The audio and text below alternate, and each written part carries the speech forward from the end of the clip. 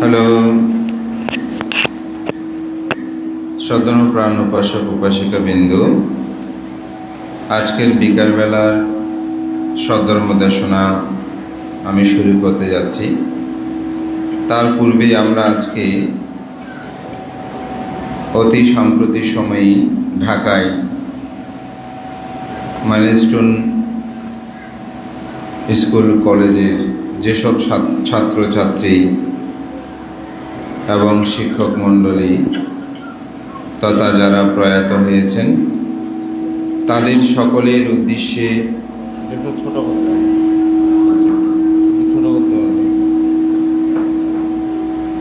সকলের উদ্দেশ্যে এবং যারা এখন চিকিৎসাধীন আছেন তাদের আরোগ্য কামনায় অত্র বিহারের বিশিষ্ট সধর্মপ্রাণ উপাসক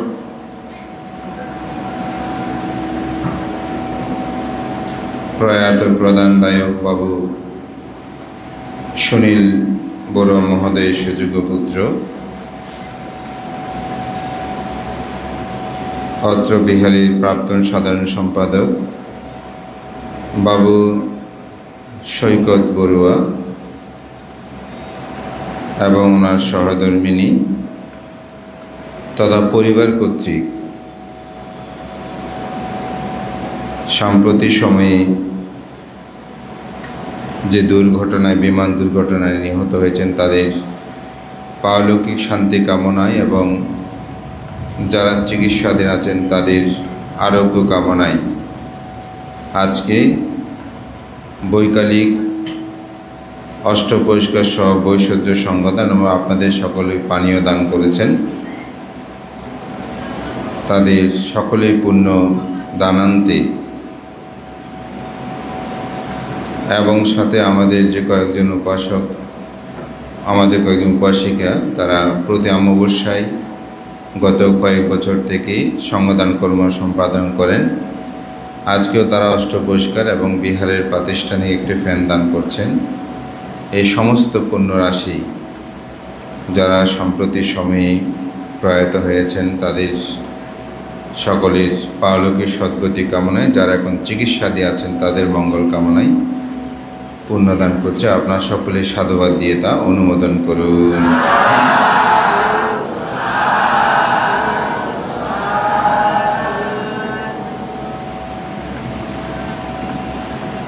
আজকের বিকালবেলার ধর্মদেশনা আমি শুরু করতে যাচ্ছি। নমো তাস্সা ভগবতো অরহতো সম্মা সম্বুদ্ধস্সা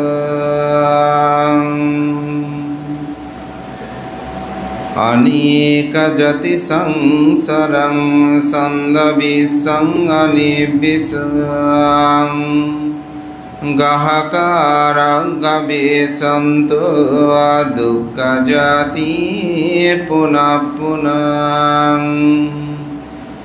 গাহকারাদিটোসিয়ে পুনঃ গেহং নকহসিয়ম সম্বাতে ফসুকবগং গাহকুট্টং বিসংকিতং বিসংকারগতচিত্তং তে রতনং পনীতং এতেন সস্যেন সুবতি হোতু।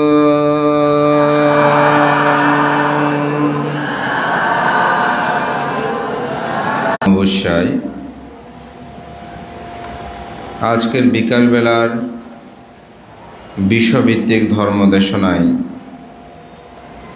উপস্থিত মাননীয় ভিক্ষু সংঘ ধর্মপ্রাণপ্রিয় উপাসক উপাসিকা বিন্দু, আপনাদের সকলের প্রতি মৈত্রী চিত্তে পুণ্যদান ও আশীর্বাদ জ্ঞাপন করছি।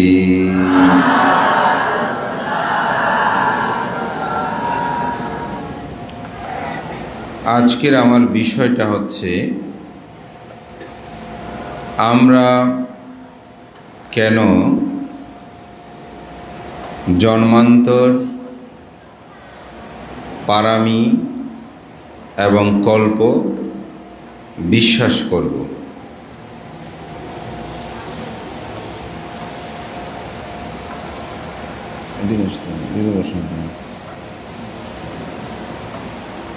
বর্তমান সময়ের প্রেক্ষাপটে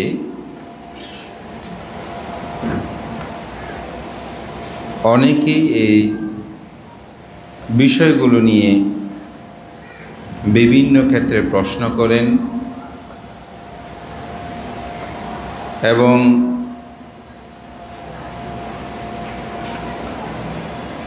জন্মান্তর, পারামি, কল্প এগুলোকে স্বীকার না করে নিজেকে বুদ্ধ বলে অনেকে দাবি করতে চায়। আমি সেই কারণেই এই বিষয়টা নিয়ে একটু আলোচনা করার জন্য আজকে চেষ্টা করব। কারণ বুদ্ধ ধর্ম দর্শনে যদি কেউ জন্মান্তর, পারামি, কল্প এগুলোকে বিশ্বাস না করেন বা স্বীকার না করেন, তাহলে তিনি কিন্তু কখনোই বুদ্ধ হতে পারেন না।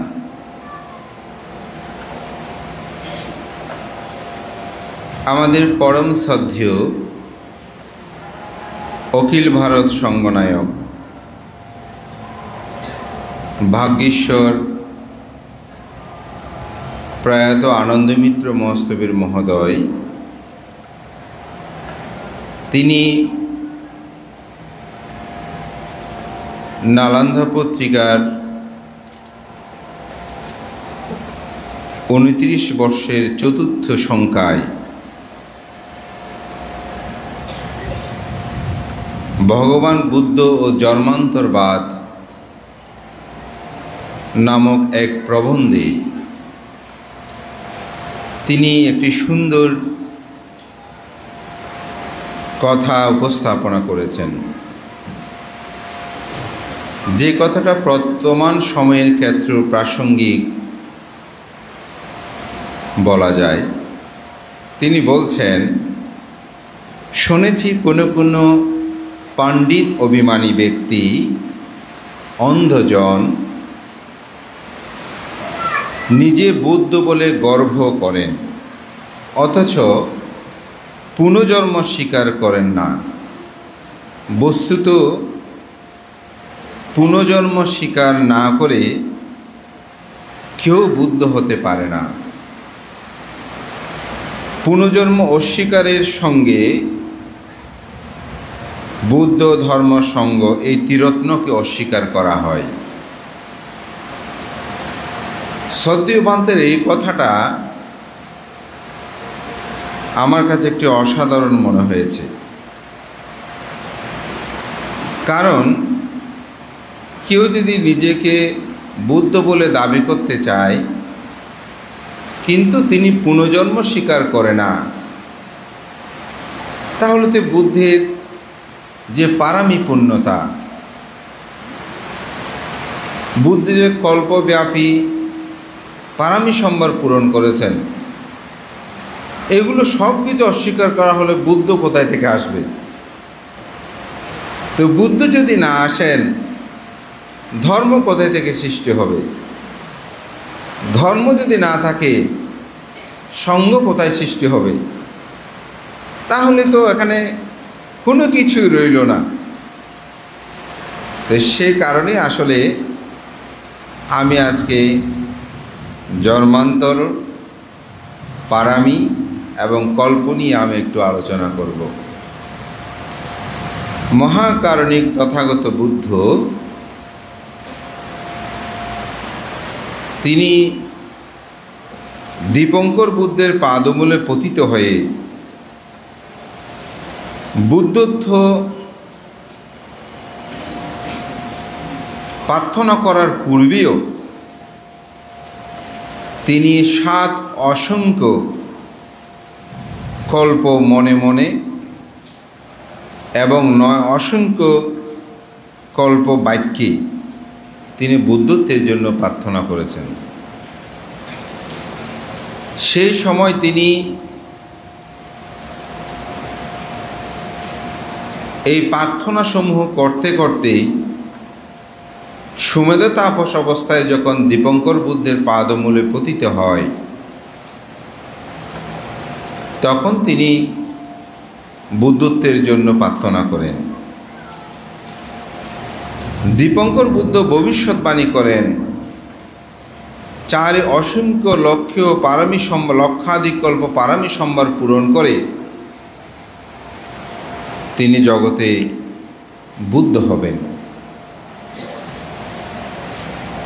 সেই থেকে পারামি পূর্ণতা করে করে তিনি এসেছেন।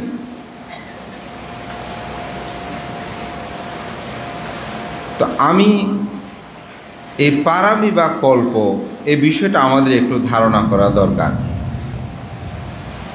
কল্প আসলে কি? কল্প হচ্ছে বিশাল একটি সময়কাল। বুদ্ধ ধর্ম দর্শনে কল্পকে 2টি ভাগে ভাগ করেছেন, অসংখ্য কল্প আর একটা হচ্ছে মহাকল্প। কল্প কাকে বলে যদি আমরা চিন্তা করি, তাহলে বলা হচ্ছে একটি বিশাল পর্বতে একটি মসৃণ কাপড় নিয়ে 100 বছর পর পর সেই কাপড়টা নিয়ে ঘর্ষণ করবে। এভাবে ঘর্ষণ করতে করতে কোনো এক সময় এটি ক্ষয় হয়ে যাবে। সেই ক্ষয় হয়ে যাওয়ার সময়টা হচ্ছে একটি কল্প। আবার অনেক ক্ষেত্রে একের পিছনে 180টা শূন্য দিলে যা হয় সেই সম্পর্কে কল্প। আবার অনেক জায়গায় 140টা শূন্য দিলে যা হয় সে অর্থে এক কল্প। আবার বলা হচ্ছে পৃথিবী উৎপত্তি থেকে ধ্বংস পর্যন্ত যে একটি সময়, এটি হচ্ছে একটি কল্প। এইভাবে কল্পের বিভিন্ন ব্যাখ্যা প্রদান করা হয়েছে। যেহেতু 2500 বছর আগে তথাগত বুদ্ধ এই কল্প সম্পর্কে তিনি বর্ণনা প্রদান করেছেন, বর্তমান সময়ে এসে সেগুলোকে বর্তমানের সাথে তুলনা করাটা সাধারণের পক্ষে একটু কঠিন। যেমন যোজন, 1 যোজন বলতে কিছু কিছু পণ্ডিত 4 মাইল বলছে, কেউ 8 মাইল বলছে, কেউ 16 মাইল বলছে। এক একটা যুক্তি কিন্তু সেখানে উপস্থাপিত হয়েছে। বুদ্ধ যোজন সেটা বলেছেন। এখন যোজনটাকে মাইলে পরিণত করতে আমরা এক একজনে এক একভাবে সংজ্ঞায়িত করছি, এটা আমাদের নিজস্ব ব্যাপার। কিন্তু বুদ্ধ তো সেটাকে একটা ব্যাখ্যা প্রদান করেছেন। যেমন একটি সময় একটা বস্তুকে একটা নামে বলতো, এখন বস্তু ঠিকই আছে কিন্তু কালক্রমে পরিবর্তন হতে হতে বস্তুটাকে আমরা ভিন্নতর বলছি। ওটা কিন্তু বস্তু ঠিক, কিন্তু এটাকে আমরা শব্দটা পরিবর্তন করছি। আজকে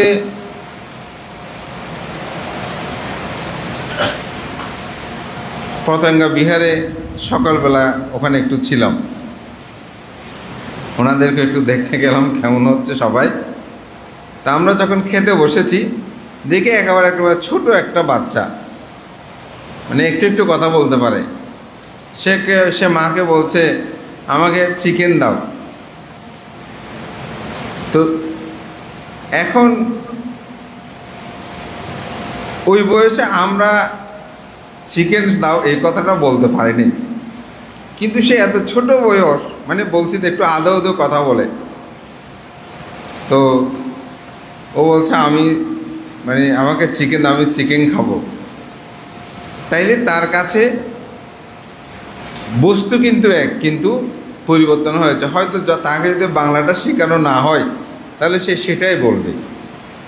তো ঠিক এরকমভাবে বুদ্ধের ধর্ম দর্শনে কিছু বিষয় কালক্রমে বিষয়গুলো হিসেবগুলো ঠিকই আছে, কিন্তু আমাদের হিসাব করে নেওয়ার সময় আমরা এটাকে ভিন্নতরভাবে এক একজন পণ্ডিত এক একভাবে নিয়েছে। ঠিক অনুরূপভাবে কল্পগুলো কিন্তু ব্যাখ্যা তথাগত বুদ্ধ দিয়েছেন। যেমন অসংখ্যেয় কল্প, বুদ্ধ বলছেন এখানে এটা এই সংখ্যাটা গণনা অতীত, এটাকে গণনা করা যাবে না। দ্বিতীয় যেটা সেটা হচ্ছে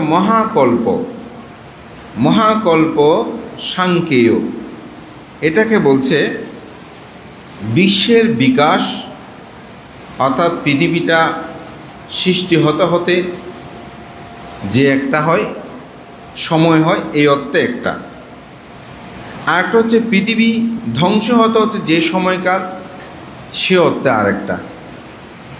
আবার বলছে পৃথিবীটা সম্পূর্ণরূপে স্থিত থাকা অবস্থায়, অর্থাৎ মাঝখানে যে স্থিতি থাকে, এই স্থিতি থাকা অবস্থায় যে সময়, এটা একটা সময় বা কল্প। এভাবে সময় কল্পগুলোকে কিন্তু বিভাজন করা হয়েছে। তো মহাকারণিক তথাগত বুদ্ধের এ ধর্ম দর্শনে মূলত কল্পটাকে সময়চক্র আর একটা হচ্ছে বিশ্বচক্র, এই দুটি চক্রের সাথে এটাকে বলা হচ্ছে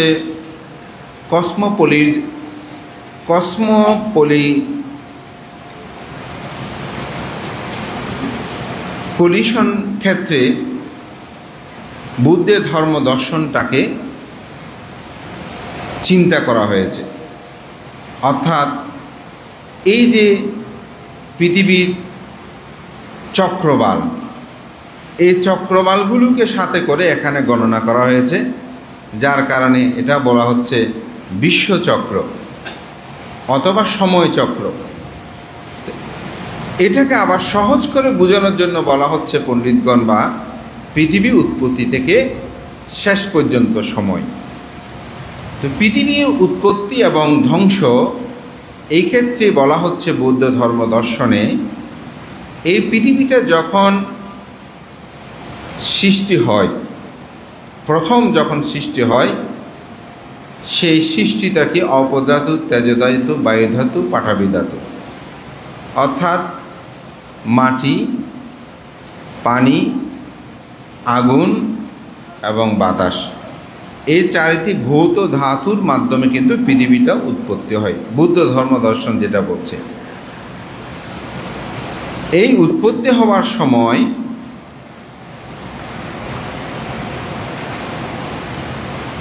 সেই উৎপত্তির সময়তে এটা কল্পটা শুরু হয়। এই কল্পটাকে আবার বৌদ্ধ ধর্ম দর্শনে 5টি ভাগে ভাগ করা হয়েছে। সে 5টি ভাগে কি? সারকল্প, মণ্ডকল্প, বরকল্প, সারমণ্ডপকল্প এবং ভদ্রকল্প। পৃথিবী যখন এই কল্পের মধ্যে পৃথিবী যখন উৎপত্তি হয়, তখন এই পৃথিবীর প্রথম উৎপত্তি স্থানটা বলা হচ্ছে বুদ্ধ দর্শনের সাহিত্যে যে বুদ্ধগয়ার যে বজ্রাসন, এটা পৃথিবীতে প্রথম সৃষ্টি হয়। অর্থাৎ পৃথিবী সৃষ্টি হতে এই জায়গায় মাটির স্তরটা প্রথমে আসে, সেখানে পদ্ম গাছ উৎপন্ন হয়। যেই কল্প সৃষ্টি লয়ে একটি মাত্র পদ্ম ফুল ফুটে, তখন সেটাকে বলা হচ্ছে সারমণ্ডপকল্প। একটি পদ্মফুল যখন উঠবে, সেই কল্পের মধ্যে একজন মাত্র বুদ্ধের আবির্ভাব হবে। যদি সেই স্থানে 2টি পদ্মফুল ফুটে, তখন সেটাকে বলছে মণ্ডকল্প, তখন 2জন বুদ্ধের আবির্ভাব ঘটে। যদি সেখানে 3টি পদ্মফুল ফুটে, তিনটি পদ্ম ফুল ফুটে, তখন তিনজন বুদ্ধের আবির্ভাব হবে সেই কল্পের মধ্যেই। সেটাকে বলা হচ্ছে বড় কল্প। যদি চারটি পদ্ম ফুল ফুটে, তখন সেখানে সেই কল্পের মধ্যে চারজন বুদ্ধের আবির্ভাব হবে। সেটাকে বলা হচ্ছে সারমণ্ডপ কল্প। যেই কল্পের মধ্যে পাঁচজন বুদ্ধের আবির্ভাব হবে এবং পাঁচটি পদ্ম ফুল ফুটবে, সেটাকে বলা হচ্ছে ভদ্রকল্প। এটাই হচ্ছে মূলত কল্প বিষয়।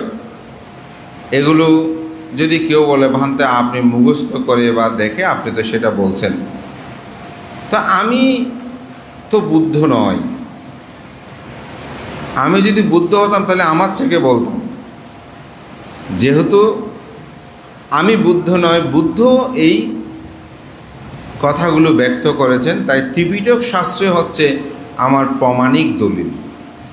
আমি সেই ত্রিপিটক শাস্ত্র থেকে এই কথাগুলো বলছি। ভদ্রকল্পের মধ্যে ইতিমধ্যেই চারজন বুদ্ধ আবির্ভাব হয়েছেন: কাকুসন্দ কোনাগামন, কাশ্যপ এবং গৌতম বুদ্ধ। এই চারজন বুদ্ধ এই ভদ্রকল্পের মধ্যেই তাদের স্বধর্ম প্রচার করেছেন। ভবিষ্যতে এই ভদ্রকল্পে আরেকজন বুদ্ধের আবির্ভাব হবে। সে বুদ্ধের নাম আমরা সবাই জানি। সেটা হচ্ছে কি? বড় করে বলেন, আর্যমিত্র বুদ্ধ। তো এই জন্য কল্প, চারি অসংখ্য লক্ষাধিক কল্প পরাবিসম্বর পূরণ করে গৌতম বুদ্ধ বুদ্ধ হয়েছেন। এবং বুদ্ধ তিনটি প্রধানকে অবলম্বন করে, তিনটি বিষয়ের যে কোনো একটিকে প্রধান হিসেবে অবলম্বন করে তিনি বুদ্ধ হন। প্রথম হচ্ছে প্রজ্ঞাকে প্রধানত অবলম্বন করে তাকে চারি অসংখ্য লক্ষাধিক কল্প পারমিসম্বর পূরণ করতে হয়। দ্বিতীয় হচ্ছে কি শ্রদ্ধা প্রদান হয়ে পারমিসম্বর পূরণ করে যিনি বুদ্ধ হন, তিনি হচ্ছে অসংখ্য লক্ষাধিক কল্প। আর যিনি বীর্যকে প্রধান অবলম্বন করে বুদ্ধ হন, তিনি 16 অসংখ্য লক্ষাধিক কল্প পারমিসম্বর পূরণ করেন।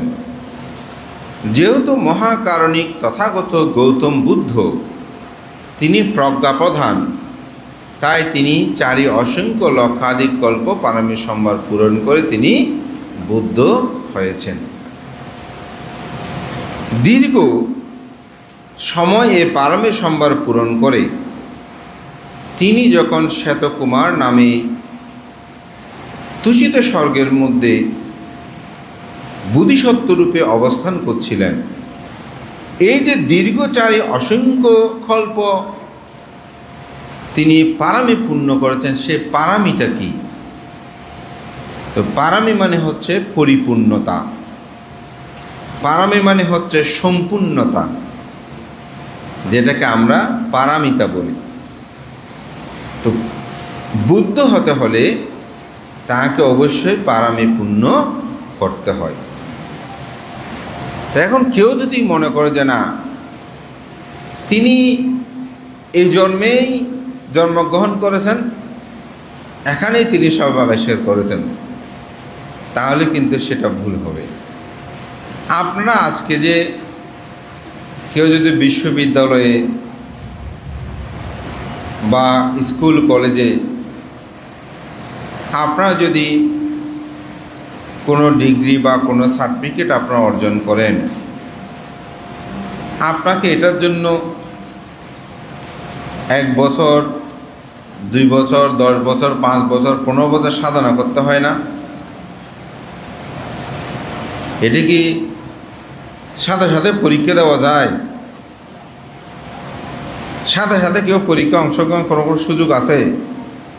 ওখানে ভর্তি হতে হবে, ভর্তি হওয়ার পরে তাকে লেখাপড়া করতে হবে, একটার পর একটা ধাপে ধাপে তাকে যেতে হবে। তো সেটাই হচ্ছে কি পূর্ণতা, পারামি। অর্থাৎ আস্তে আস্তে সেটাকে আপনি অর্জন করেছেন। ঠিক অনুরূপভাবে তথাগত বুদ্ধ তিনিও দীর্ঘ সময় এরকমভাবে পারামি পূর্ণ করেছেন। সে পারামি কি, ক্লাসে যেমন অনেকগুলো বই থাকে না, ঠিক এখানেও বুদ্ধের 10টা বিষয় ছিল। কয়টা বিষয়? 10টা বিষয়। 10টা বিষয় কি? দান, শীল, নৈষ্কর্ম, ক্ষান্তি, বীর্য, সত্য, অধিষ্ঠান, মৈত্রী, উপেক্ষা ও প্রজ্ঞা। কয়টা? এই 10টা। এই 10টি পারামি তিনি পূর্ণ করেছেন। 10টি পারামি আবার এটাকে উপপারামি, পারমত্ব পারামি বেদে 30 পারামি অর্থাৎ 30টা এটাকে বিভাজন করা হয়েছে। দানপারামি কি? পৃথিবীর যত ভোগ্য বস্তু আদি আছে এগুলোকে দান করা, এটাকে বলা হচ্ছে দান পারামি। দান উপপারামি, সেটা তো শরীরের অঙ্গ প্রত্যঙ্গ দান করা। যেমন আমি চক্ষু দান করলাম, আমি মাংস দান করলাম, আমি রক্ত দান করলাম, কিডনি দান করলাম, এরকম দান হচ্ছে না? যেমন এখন মাইলস্টোন স্কুলে ওখানে একটা সোশ্যাল মিডিয়া দেখলাম, মানে এখন চামড়া কে দান করবে এটা বলতেছে। এগুলোকে বলা হয় দান উপপারামি। দান পারমত্ব পারামি হচ্ছে কি? নিজের জীবন দান করা, নিজের জীবনটা দান করা। যেমন বুদ্ধ জাতকে তিনি অপরের জীবন রক্ষা করার জন্য নিজের জীবন দান করেছেন, এরকম আছে না? এটাই হচ্ছে দান পারমত্ব পারামি। এভাবে বুদ্ধ জন্মান্তরে বুদ্ধ হওয়ার জন্য ওই যে শ্রেণীকক্ষে যেমন আপনি ভালো রেজাল্ট করার জন্য আপনি প্রদান করেছেন, এটা নিয়ে পণ্ডিতগণ একটা খুব সুন্দর কথা বলেছেন। বলছেন মহাকারণিক তথাগত বুদ্ধ তিনি যেরূপভাবে চক্ষু দান করেছেন, 200 বছর আগে তো একজনের চোখ একজনকে দেওয়া যেত কিনা আমি জানি না, দেওয়া যেত না। 200 বছর আগে একজনের রক্ত আরেকজনকে দেওয়া যেত না। হয়তো মাংস কেটে দিয়ে দিলাম, সেটা দান হলো, কিন্তু এগুলো তো করা যেত না। হয়তো মস্তক দান করা এখনো যায় না, ঠিক না? কিন্তু 200 বছরের আগের মানুষগুলো যদি মনে করে এই কথাটা সঠিক নয়, চক্ষু দান সম্ভব নয়, মাংস দান সম্ভব নয়, মস্তক দান সম্ভব নয়, এটা যদি 200 বছর আগের মানুষ মনে করে, এখন তো আমরা এখনও একটা মনে করতেছি, সেটা হচ্ছে কি মাথা দান করা যাবে না, সেটা আমরা বলতেছি না, হয়তো বাকিগুলো দান করা যাচ্ছে। তো 200 বছরের আগের মানুষ যদি এই কথাটা যারা বলেছেন বা বিশ্বাস করে নাই, স্বীকার করে নাই, তারা কি ভুল করেছে নাকি সঠিক করেছে? অবশ্যই তারা ভুল করেছে। এখন তো চক্ষু দান করা যায়, আমি বলবো মস্তক দানও করা যাবে, ইট ইজ কামিং থ্রু। এই সত্যটাও আসতেছে বান্ধে। কেন? আমি বছর 5 আগে ওই পত্রিকার বাম পাশে কর্নারে কিছু অদ্ভুত বিষয় লেগে, মানে কিছু আবিষ্কারী, ওখানে দেখা যাচ্ছে একটা ইন্দুরের মাথা আরেকটা ইন্দুরের মাথায় লাগিয়ে প্রতিস্থাপন করা হয়েছে। প্রায় ঘন্টা খানিক বেঁচে ছিল, তারপর মারা গেছে। তো বিজ্ঞানীরা এখন চিন্তা করছে যে না, ভবিষ্যতে মস্তকও ট্রান্সফার করা যাবে।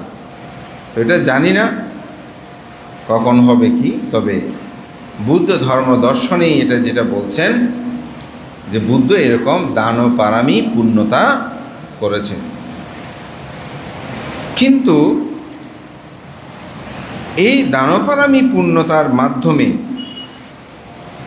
চারে অসংখ্য লক্ষাধিক কল্প পারামি সম্বর পূরণ করে তিনি যে বুদ্ধিসত্ত্ব রূপে অবস্থান করছেন তুষিত স্বর্গে, সেখানে যখন তাকে প্রার্থনা করা হয় তখন তিনি এই যে আষাঢ়ী পূর্ণিমা তিথিতে তিনি মাতৃগর্ভে প্রতিসন্ধি গ্রহণ করেন এবং গ্রহণ করার পর দ্বিতীয় ঝামে তিনি উৎপত্তি জ্ঞান কি আমরা কি জানি? এটাকে আমরা সাধারণত তৃষ্ণা বলেই দিচ্ছি, কিন্তু এই আসব কিন্তু একটা গভীর বিষয়। আসব যতক্ষণ পর্যন্ত ক্ষয় হবে না, তাই সেটা তিনি কি করেছেন? অর্জন করেছেন। তো সেজন্য কাম আসব মানে পৃথিবীর ভোগ্য বস্তু, ভব আসব বারবার জন্মগ্রহণের জন্য চিন্তা করা বা কামনা করা।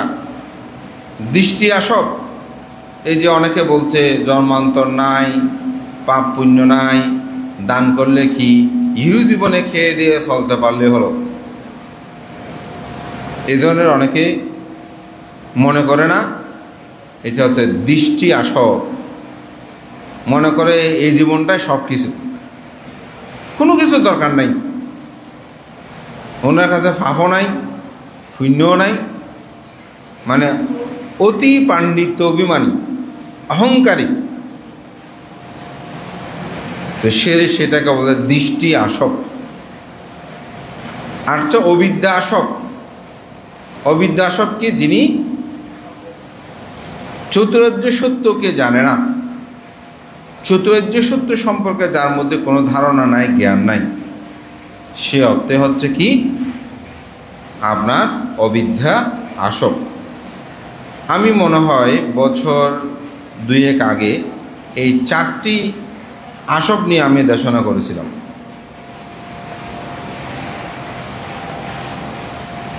এই আসব ক্ষয় জ্ঞান তথাগত বুদ্ধ শেষ জামে তিনি লাভ করার পরে আসব ক্ষয় জ্ঞানের মাধ্যমে জগতেই তিনি বুদ্ধ হন। ধর্মপ্রাণ প্রিয় উপাসক উপাসিকা বিন্দু, তথাগত বুদ্ধত্ব লাভের পর তিনি সারানাথে ঋষিপতন মেঘধাবে প্রথম ধর্মচক্র প্রবর্তন সূত্র দেশনা করেন। কোন সূত্র দেশনা করেন? ধর্মচক্র প্রবর্তন সূত্র। তো ধর্মচক্র প্রবর্তন সূত্রের মধ্যে বুদ্ধ কি বললেন প্রথমে? আচ্ছা, তার আগে বুদ্ধ হওয়ার পরে কি বলছেন সেটা তো একটু বলা দরকার, তাই না? আমি বুদ্ধ হওয়ার পরে বুদ্ধ প্রথম যে গাথাটি বলেছেন, যে উদান গাথা বলা হয় এটাকে বলেছেন, সেটা আমি উচ্চারণ করেছি আমার দেশনার প্রারম্ভে। সেখানে বুদ্ধ কি বলছেন? অনেকা জাতি সংসারাং ছন্দা বিশ্ব আনিবিসাং গাহাকারা গাবে শান্ত দুঃখ জাতি পুনঃ পুনঃ গাহাকারা দিট্টসি পুনঃ গেহাং নাকাহাসি সাব্বাতে ফসুক বাগ্গাং গাহাকুট্টাং বিশঙ্করা বিশঙ্করগত চিত্তাং তন্নহং খয়ামাজ্জাগা। বুদ্ধ এখানে বলছেন, এ গৃহকারক, আমি তোমাকে খুঁজতে গিয়ে জন্ম জন্মান্তরে বহুবার পুনঃ আমি জন্মগ্রহণ করেছি। তাহলে এখানে জন্মান্তর, বুদ্ধত্ব লাভের পরেই তো প্রথমে জন্মান্তরের কথা বললেন না? আমি এটাকে খুঁজতে গিয়ে, হে গৃহকারক, তোমাকে আমি খুঁজতে গিয়ে, অর্থাৎ তৃষ্ণাকে খুঁজতে গিয়ে। তৃষ্ণাকে কীভাবে খুঁজেছে? মন যেটা বলে সেদিকে আমরা যাচ্ছি না, তাহলে তার পিছে গিয়েছি। তো খুঁজতে গিয়ে আমি পুনঃ জন্মগ্রহণ করেছি। এই পুনঃ জন্মটা হচ্ছে কি? দুঃখ। এ গৃহকারক, তুমি আর পুনর্বার আমাকে রচনা করতে পারবে না। তোমার রচনা করা সমস্ত উপকরণ আমি ধ্বংস করে বিশাঙ্খারা গাতা চিত্তাং থান্নাহাং খায়া মাঝাগা, সেই চিত্তকে আমি ছেদন করেছি, ধ্বংস করেছি, নিরোধ করেছি। তাহলে বুদ্ধত্ব লাভের পরেই সেখানে তিনি প্রথমেই বললেন জন্মান্তরের কথা, তাই না? এরপরে সারার্থে ঋষিপতন মিগধাবে যখন পঞ্চবর্গীয় শিষ্যদেরকে বুদ্ধ ধর্মচক্র প্রবর্তন সূত্র দেশনা করলেন, প্রথমেই শুরুতে তিনি কি বললেন? আয়াং অন্তিমা জাতি নাত্তি ধান পুনঃভাব। এটা আছে না ওখানে? আপনারা তো ধর্মচক্র প্রবর্তন সূত্র এবার সবাই পড়েছেন। তাহলে কি বলছে? আয়াং অন্তিমা জাতি, জাতি মানে জন্ম, এটা আমার শেষ জন্ম। অন্তিম জাতি, অন্তিম মানে আমার, অন্তিম মানে তো বুঝেন শেষ, এটা আমার শেষ জন্ম। নাত্তিধানি পুনঃভাব, আমার তথাগত বুদ্ধ এভাবে পারামি সম্ভার পূরণ করে তিনি বুদ্ধ হয়েছেন। বুদ্ধের যে শ্রাবক সঙ্গ, মহাশ্রাবক, এ মহাশ্রাবক তিনি হতে হলে এক অসংখ্য কল্প পারমী সম্ভার পূরণ করতে হয়। মহাশ্রাবিকে যারা লাভ করেন, তো শ্রোতাপত্তি লাভের পর তিনি কতবার জন্মগ্রহণ করেন? 7 বার। কয়বার জন্মগ্রহণ করেন? 7 বার। তবে তিনি যে 7 বার জন্মগ্রহণ করেন, এখানে জন্মান্তর স্বীকার হয় না, জন্মান্তর স্বীকার করতে হয়। যিনি স্থগিতাগামী, তিনি কয়বার জন্মগ্রহণ করেন? 1 বার। স্থগিতাগামী কয়বার জন্মগ্রহণ করেন? 1 বার। আজকের বিষয়গুলো গল্প নয়, এটা কিছু জানার বিষয়।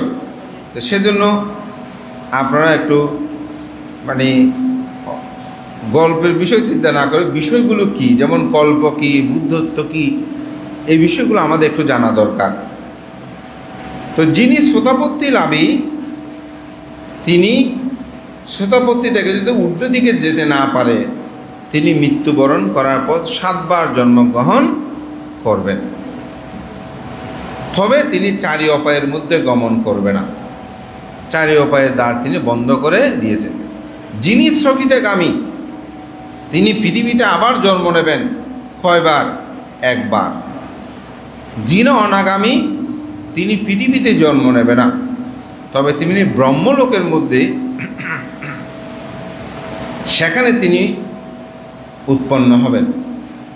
আর যিনি অরহৎ, তিনি আর নাথি দানি পুনঃভাব, তিনি পুনর্বার আর জন্মগ্রহণ করবে না।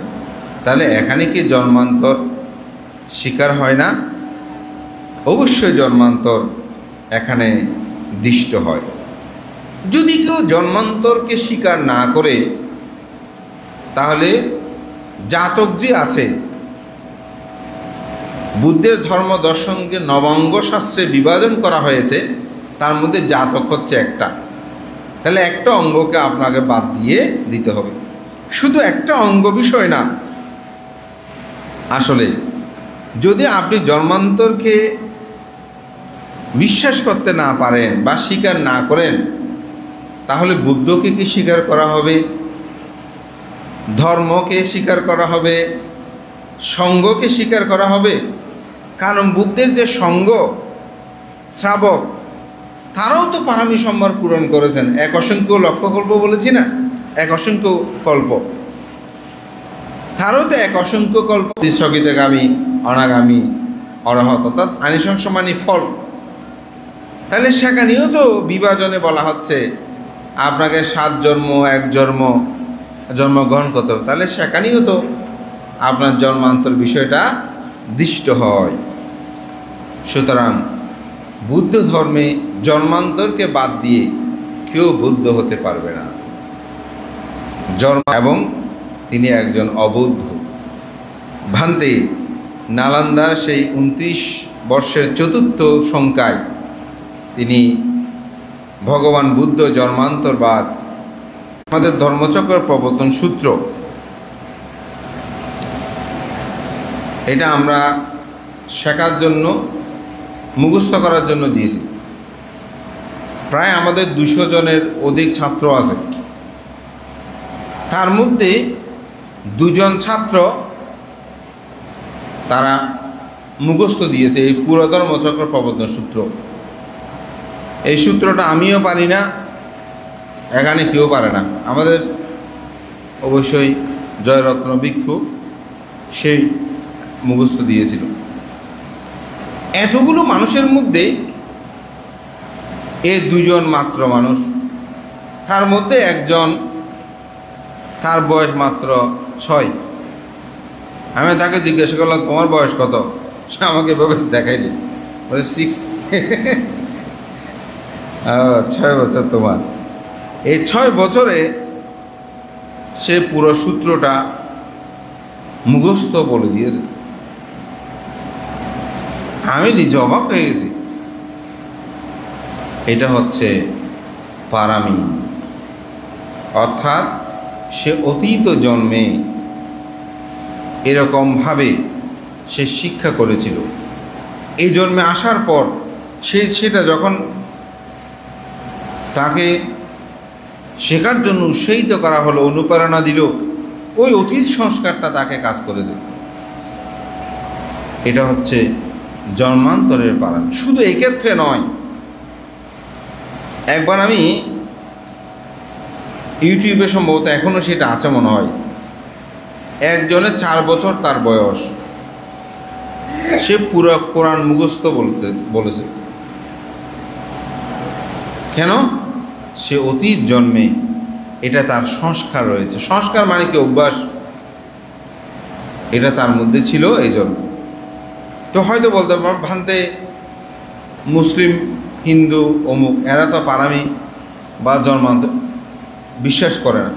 ওনারা বিশ্বাস করে না, সেটা বিষয় না। প্রকৃতি তার প্রকৃতির ধর্মে চলবে। বুদ্ধ সেটাই এখানে আমাদেরকে বলেছেন। এভাবে পারামি আসলে পূর্ণতার বিষয়গুলো রয়েছে বুদ্ধের জীবনে। আমরা দেখি, বুদ্ধ একদিন পথ দিয়ে হেঁটে যাচ্ছে, এক মহিলা বুদ্ধকে বলছে, হে পুত্র তুমি দাঁড়াও, হে পুত্র তুমি দাঁড়াও। তা আনন্দ বলতেছে, আপনি থামেন, কাকে পুত্র রাখছেন? উনি তো বুদ্ধ, ওনার পিতা হচ্ছে শুদ্ধোধন, রাজা হচ্ছে, রানী হচ্ছে মহামায়া, আপনার ছেলে নাকি এটা? বলিয়েন না। সে আবার ডাকে, হে পুত্র দাঁড়াও। তো আনন্দ বারবার নিষেধ করছে। তখন বুদ্ধ আনন্দকে বলছে, আনন্দ তুমি তাকে নিষেধ করিও না। সে অতীত 500 জন্ম আমার মা ছিল, আমি তার পুত্র ছিলাম। সেই কারণে সে সংস্কার তার এখনো পরিবর্তন হয় নাই। আমাকে দেখে তার সেই পূর্বানুস্মৃতি তার মনে পড়ছে, সেজন্য সে আমাকে পুত্র রূপে ডাকছে। আমাদের জীবনে আপনারা দেখবেন, কোনো মানুষকে আপনি দেখেছেন, দেখে সে আপনার উপকারও করেনি, ক্ষতিও করে নাই, কিন্তু দেখে তার প্রতি আপনার রাগ উৎপন্ন হচ্ছে, ঘৃণা উৎপন্ন হচ্ছে। এরকম হয় না? ভালো লাগে না মানুষটাকে? হতে পারে। আমাকেও দেখে ভালো না লাগে, এরকম হতে পারে। ওই জন্মান্তর, এটা সংস্কার। একটা মানুষকে দেখে ভালো লাগতেছে, অথচ সে আমার কোনো উপকারও করে নাই, ক্ষতিও করে নাই, কিন্তু দেখেই ভালো লাগছে, মানুষটা খুব ভালো। হয়তো কোনো কথা হেতু ছাড়াও অনেক সময় আমরা বলছি মানুষটা ভালো, তবে এখানেও একটা হেতু আছে, সেটা হচ্ছে অতীত জন্মান্তরের সংস্কার। এটা পারামি, এটা আমাদেরকে এভাবেই নিয়ে যাচ্ছে। যেমন আপনি ভালো লেখাপড়া করেছেন, আপনি ভালো রেজাল্ট করেছেন, আপনি ভালো চাকরি পেয়েছেন, কিন্তু দেখা গেল একই পরিবারে একই সময়ে দুই পরিবারের দুইজন সন্তানের জন্ম হলো। একজন সন্তান জন্মগ্রহণের পর সে কোটি কোটি মিলিয়ন মিলিয়ন ডলারের মালিক হলো, উত্তরাধিকারী। এরকম হচ্ছে না, ধনী পরিবারে জন্মগ্রহণ করলে আরেকজন দীন ও দরিদ্র পরিবারে জন্মগ্রহণ করলো, দীন ও দরিদ্র পরিবারে জন্মগ্রহণ করলো, তার অর্থ নাই, বৃত্ত নাই, এমনকি অনেক ক্ষেত্রে পিতৃ পরিচয়ও নাই, এরকম আছে না? এই দুই সন্তান কারো তো কোনো উপকারও করে নাই, ক্ষতিও করে নাই, কিন্তু দুজনের দুই রকম ভোগ সম্পদ কোথায় থেকে আসলো, ভিন্নতা হলো কেন? এটা হচ্ছে পারামি, পূর্ণতা। এটা আমাদের জন্ম জন্মান্তরের পারামি। এটা আপনাকে উপলব্ধি করতে হবে, তখন আপনি বুঝতে পারবেন। কেউ সাদা, কেউ কালো, কেউ ফর্সা, কেউ জ্ঞানী, একই ছেলে একই বয়সী, একজনের পড়াটা এভাবে দেখার সাথে সাথে মুখস্থ, আরেকজন সারাদিন পড়লেও মুখস্থ হয় না। কি বলবেন আপনি? এটা হচ্ছে পারামি। আমাদের একজন ভান্তে ভিক্ষু শিলেশ্বর শাস্ত্রী চট্টগ্রাম বৌদ্ধবিহারের অধ্যক্ষ ছিলেন, নাম শুনেছেন আপনারা?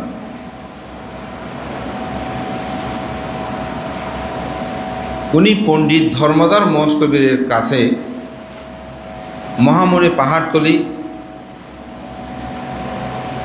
সেখানে শিক্ষা দীক্ষার জন্য গিয়েছিলেন, ত্রিপিটক শাস্ত্র অধ্যয়নের জন্য গুরুর কাছে।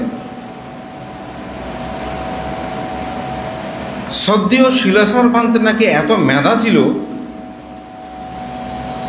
উনি বই পড়ত না। এটা বললে আপনাদের কাছে, আমাদের কাছে গল্প মনে হবে,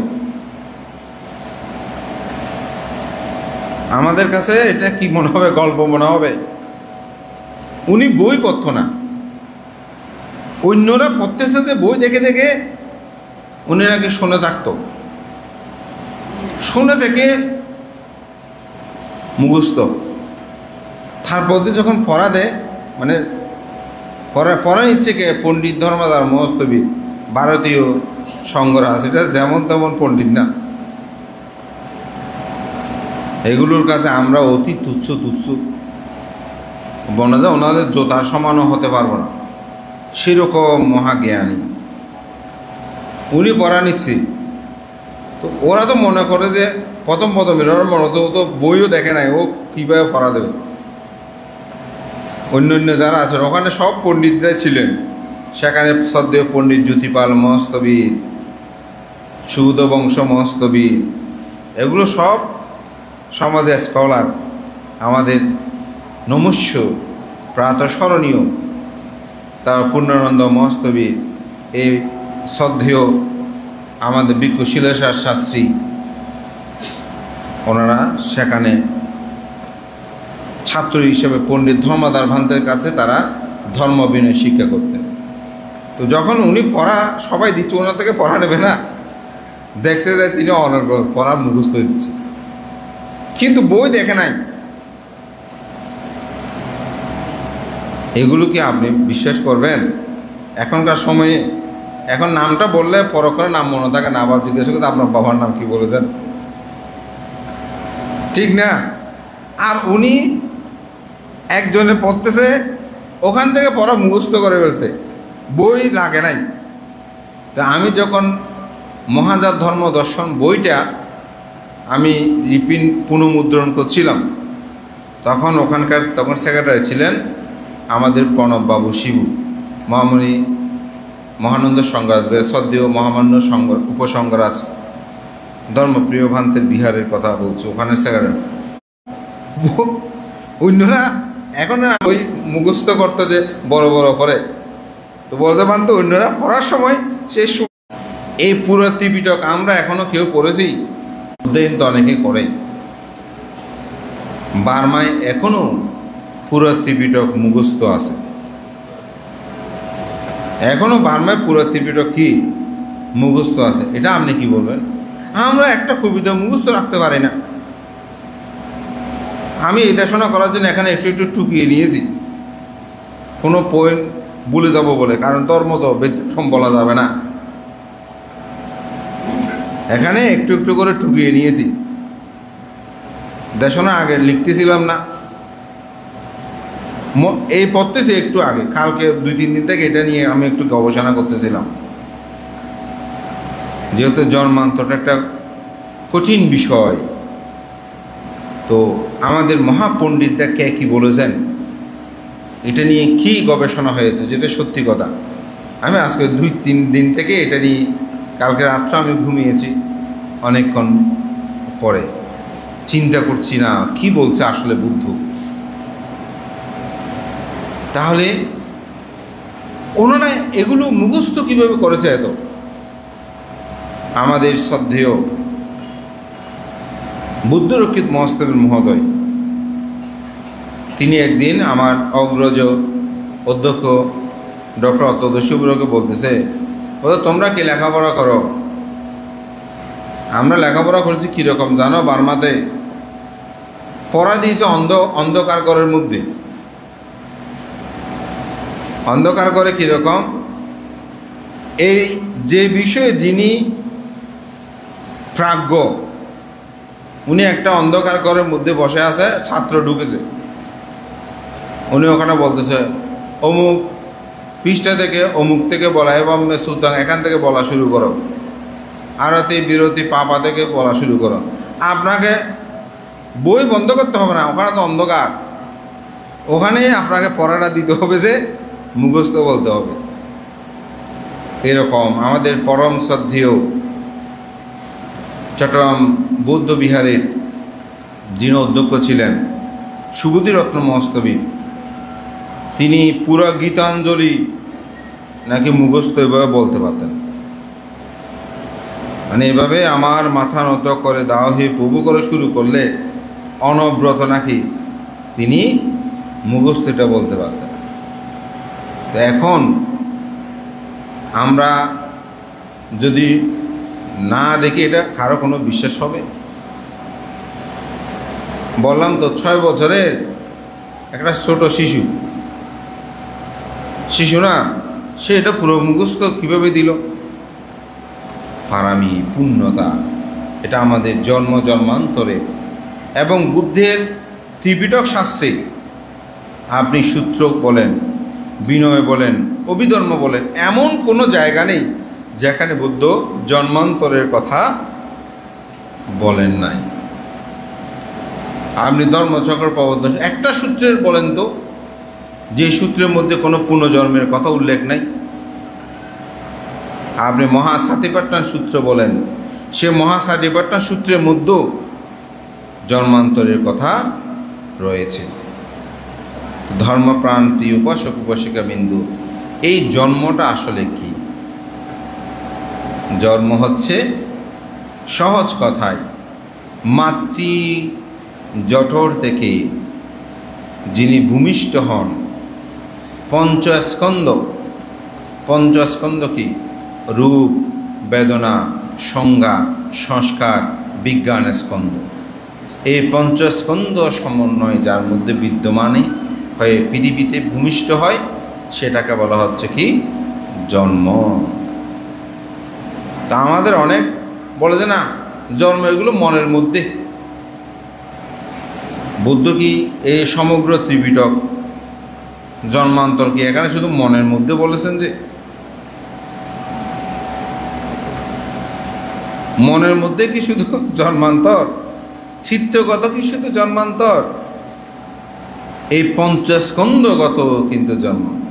তাহলে আপনাকে যদি আমি এখন প্রশ্ন করি জন্ম কাকে বলে, তা আপনাকে বলতে হবে না পিতা মাতার সমন্বয়ের মাধ্যমে মাতৃগর্ভ থেকে ভূমিষ্ঠ হলে যখন তার পঞ্চ স্কন্ধ থাকে, বা 50 স্কন্ধ বললাম না, যদি একেবারে মজ্জাগত ভাষায় বলি দেহ মন থাকে, সেটা হচ্ছে জন্ম। তাহলে দেহ মনটাকে যদি জন্ম এখন বলি, তাহলে চিত্তগতের জন্মটা কি? তো দুটাই আসলে আলাদা। তাই আমাদেরকে জন্মান্তর বিষয়টাকে অনুধাবন করতে হবে। যদি জন্মান্তর বিষয় অনুধাবন না হয়, তাহলে তার পক্ষে বুদ্ধের ধর্ম দর্শনকে উপলব্ধি করা কোনো দিনই সম্ভব নয়। তো কে জন্মান্তরটা আসলে বিশ্বাস করে না, সেটাকে বলা হচ্ছে বুদ্ধ ধর্ম দর্শনে দুটি বিষয় আছে, এটাকে বলা দুটি মিথ্যা দৃষ্টি। একটা হচ্ছে অনিয়ত মিথ্যা দৃষ্টি, আরটা হচ্ছে নিয়ত মিথ্যা দৃষ্টি। নিয়ত এবং অনিয়ত মিথ্যা দৃষ্টিটা কি? যে ব্যক্তি মনে করে যে প্রাণীর কুশল অকুশল বলতে কোনো কিছু নাই, এই জগতে নিজে খেয়ে দিয়ে ভোগ করে জীবনটাকে অতিবাহিত করতে পারাই হচ্ছে জীবন, এটাকে বলা হয় নিয়ত মিথ্যা দৃষ্টি। নিয়ত মিথ্যা দৃষ্টি, এই জীবন, এরপর আর কোনো জীবন নাই, এরপর আর কোনো জন্মান্তর নাই, এখানে খেয়ে দিয়ে চলা। এটাকে অনেকটা 4 ভাগ দর্শনের মতো বলে, খাও দাও ফুর্তি করো, ঋণ করে হলো ঘি খাও। অর্থাৎ মাতৃপূজা পিতৃপূজা এগুলোর পাপ পুণ্য কোনো কিছু নাই, শুধু নিজেকে ছাড়া আর কিছু ভাবতে পারে না। যারা শুধু বস্তুগত চিন্তা করে, এটাও হচ্ছে মিথ্যা দৃষ্টি সম্পূর্ণ মানুষ। এগুলো মানুষ নিজেকে অনেক জ্ঞানী মনে করে, পণ্ডিত মনে করে, আসলে এই সব কিছু হচ্ছে সার শূন্য। তিনি হচ্ছে একজন অবুদ্ধ, তিনি কখনো আসলে বুদ্ধ নয়। আর একটা হচ্ছে অনিয়ত মিথ্যা দৃষ্টি। অনিয়ত মিথ্যা দৃষ্টি কি? সেটাও অনেকটা নিয়ত মিথ্যা দৃষ্টির মতো নেই, তবে তাদের 10টা শ্রেণী বিন্যাস আছে, মানে 10 প্রকার তাদেরকে চেনা। সেটা হচ্ছে কি? দুঃখীকে দান দিলে ফল নাই, তারা মনে করে দানের কোনো ফল নাই, দান দেওয়ার কোনো দরকার নাই। এরকম অনেক মানুষ আছে, দান দিয়ে কী হবে, দানের কোনো ফল নাই মনে করে। তারা মনে করে নিমন্ত্রণ করে যদি কাউকে দান করে বিপদে পড়ব, কোনো দরকার নাই, নিমন্ত্রণ করার দরকার নাই। গুরুজন শীলবান সৎপুরুষকেও তারা দান দিতে চায় না, অর্থাৎ কোনো শীলবান গুণবানকেও দান করতে চায় না। সুকীর্তি দুষ্কৃতি কর্মের বিপাক নাই, পাপেরও কোনো ফল নাই, পুণ্যেরও কোনো ফল নাই। কিসের পাপ পুণ্য, এরকম আছে না?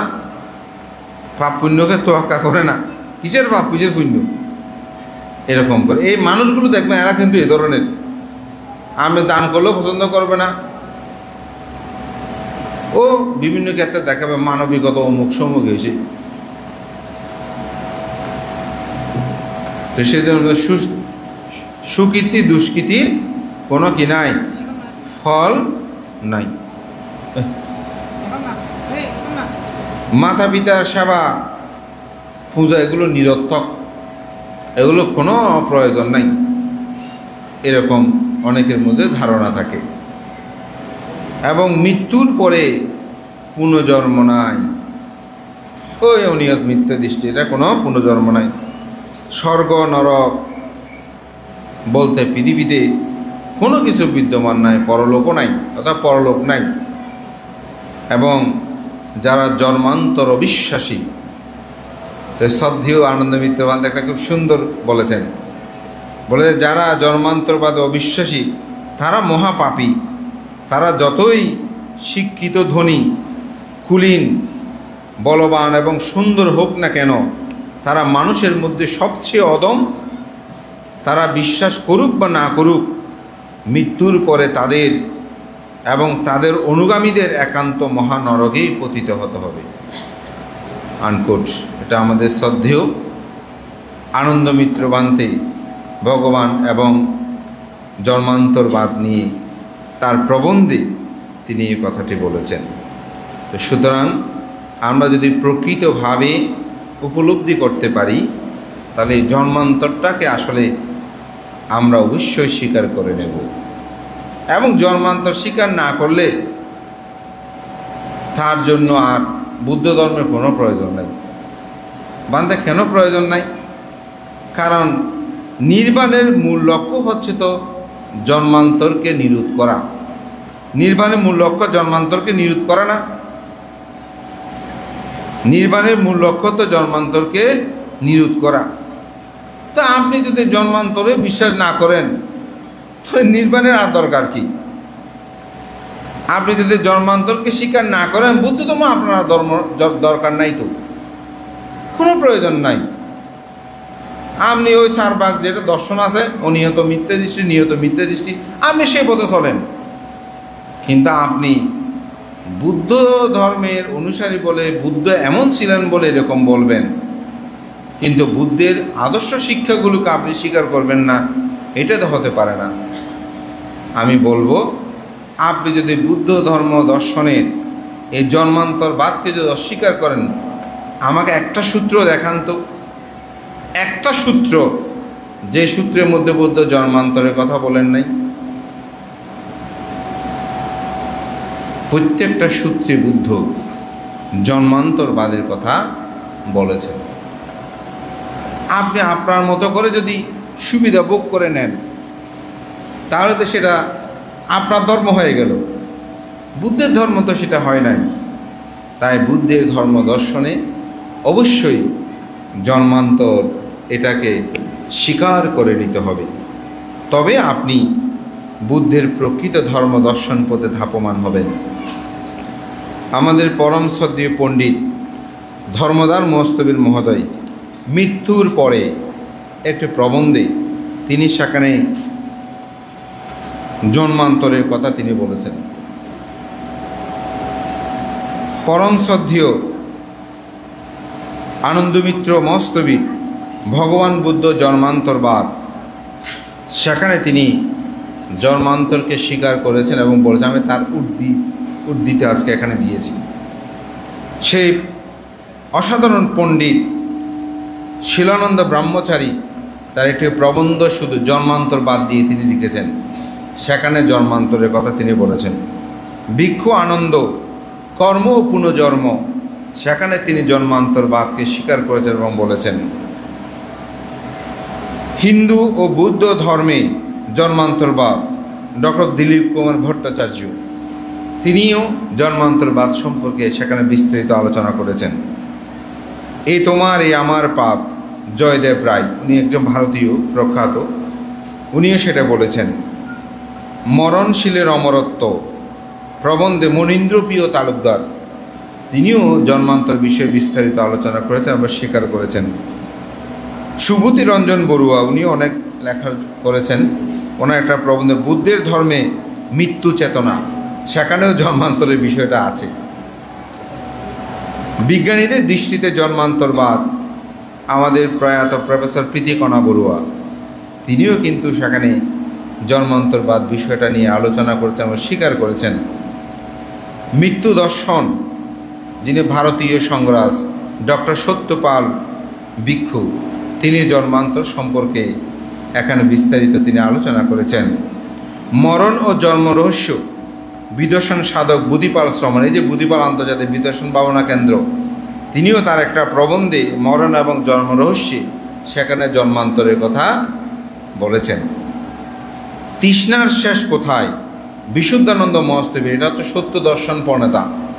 এই বিশুদ্ধানন্দ মহস্তবী, যেটি পণ্ডিত ধর্মান্তরের গুরু, যেটা সত্য দর্শন একটা বই লিখে যিনি মহাপণ্ডিত হিসাবে সমাদৃত হয়েছেন, তিনিও জন্মান্তর বিষয়ে আলোচনা, জন্মান্তরকে স্বীকার করেছেন। জন্ম থেকে জন্মান্তর আমাদের বিপ্রদাস বড়ুয়া, যিনি কবি লেখক, বাংলা একাডেমি পুরস্কার পেয়েছেন। বুদ্ধ জন্মান্তরবাদ দ্বারিকামোহন মুৎসদ্দি, তিনিও জন্মান্তর সম্পর্কে স্বীকার করে আলোচনা করেছেন। বুদ্ধ দর্শনের জন্মান্তর রহস্য, উনি এখন আমার পিএইচডি গবেষণার তিনি তত্ত্বাবধায়ক প্রফেসর ডক্টর দীপঙ্কর শ্রীজ্ঞান বড়ুয়া মহোদয়, তিনিও তার এই প্রবন্ধে জন্মান্তর বিষয়ে বিস্তারিত আলোচনা এবং ওনারা স্বীকার করেছেন তিন ভিন দেশের জাতিস্বর জীবন কাহিনী অনাগারের সুগতানন্দ, ওনার সম্পর্কে আমি বেশি কিছু জানি না, তো ওনার প্রবন্ধে তিনি তিনটে কাহিনী উপস্থাপনা করেছেন কিভাবে জন্মান্তরটা হয়। পুনর্জন্ম বা জন্মান্তর বা ডক্টর সুকুমল চৌধুরী তিনিও জন্মান্তর সম্পর্কে আলোচনা করেছেন। বৌদ্ধ দর্শনে জীবজন্মের উন্মেষ, আমাদের চট্টগ্রাম বৌদ্ধ বিহারের বর্তমান যিনি উপাধ্যক্ষ পরম শ্রদ্ধেয় প্রফেসর ডক্টর জিনেবুদ্দিন মহাতের মহোদয়, তিনিও এই নিয়ে একটি প্রবন্ধ রচনা করেছেন এবং সেখানে জন্মান্তর বিষয়টা তিনি স্বীকার করেছেন। চেতনায় কর্ম, এটা আমাদের শ্রদ্ধেয় জিনেবুদ্দিন মহাতের গুরু উপসংগ্রাহ সুগত বংশ মস্তবিদ, সেখানে তিনি জন্মান্তর নিয়ে আলোচনা করেছেন, জন্মান্তর স্বীকার করেছেন। বৌদ্ধ দর্শনের কর্মবাদের ত্রিবেদনীয় ধারা সৈকত গুরু, আমি ওনার সম্পর্কে তেমন বেশি জানি না, এবং পরিশেষান্তে বলবো আমাদের পরম শ্রদ্ধেয় বর্তমান যিনি মহামান্য সঙ্গরাজ 100 বছর যিনি পার করেছেন, শ্রদ্ধেয় ডক্টর জ্ঞানশ্রী মহস্তবীর মহোদয়, শ্রদ্ধেয় বান্তে যখন 21শে পদক পেলেন তখন একজন সাংবাদিক তাকে প্রশ্ন করেছেন, আপনি এই যে পদক লাভ করেছেন তাতে আপনার অনুভূতি কী? তিনি সেখানে স্পষ্ট বলেছিলেন, আমি তো জন্মান্তরবাদে বিশ্বাসী, আমি মনে করি এটা আমার জন্মান্তরের, এটা অনেকে আপনারা দেখেছেন। প্রথমে বলেছে আমি জন্মান্তরবাদে বিশ্বাসী। তাহলে পৃথিবীর এত গবেষক, এত মহাপণ্ডিত, অসংখ্য ভিক্ষু সংঘ, দেশে বিদেশে কোটি কোটি বৌদ্ধ ধর্ম দর্শনের যারা চর্চা গবেষণা করেন, তারা কি সবাই ভুল করছেন? আর কিছু আমাদের মধ্যে অতি পাণ্ডিত্য অভিমানী অহেতুকভাবে এই জন্মান্তর কল্প এগুলো নিয়ে বিভ্রান্ত ছটায়। আমি কাউকে আক্রমণ করার জন্য আসলে আমার আজকের এই দেশনার বিষয়বস্তু নয়। অতি সাম্প্রতিক সময়ে চট্টগ্রাম টেলিভিশনে, এটা বিটিভিতেও প্রচারিত হয়েছে, আমার 4 ধর্মীয় গুরুদের উপস্থিতিতে ত্যাগে শান্তি ত্যাগে সুখ নামক একটি প্রোগ্রাম হয়েছিল। সেখানে আমি শুরুতেই বলেছি, বুদ্ধ চারি অসংখ্য লক্ষাধিক কল্প পারমী সম্ভার পূরণ করেছেন দান পারমে দান উপপারমে। তো এক অতি পণ্ডিত মানে আমার এটাকে কাট করে নিয়ে তিনি সেখানে প্রশ্ন জুড়ে দিলেন, এ কল্প কি? তাদের প্রোফাইলগুলো দেখলাম, যারা জন্মান্তর বিশ্বাস করে না, পারমী বিশ্বাস করে না, কল্প, তা আমি ওদেরও কি উত্তর দেব?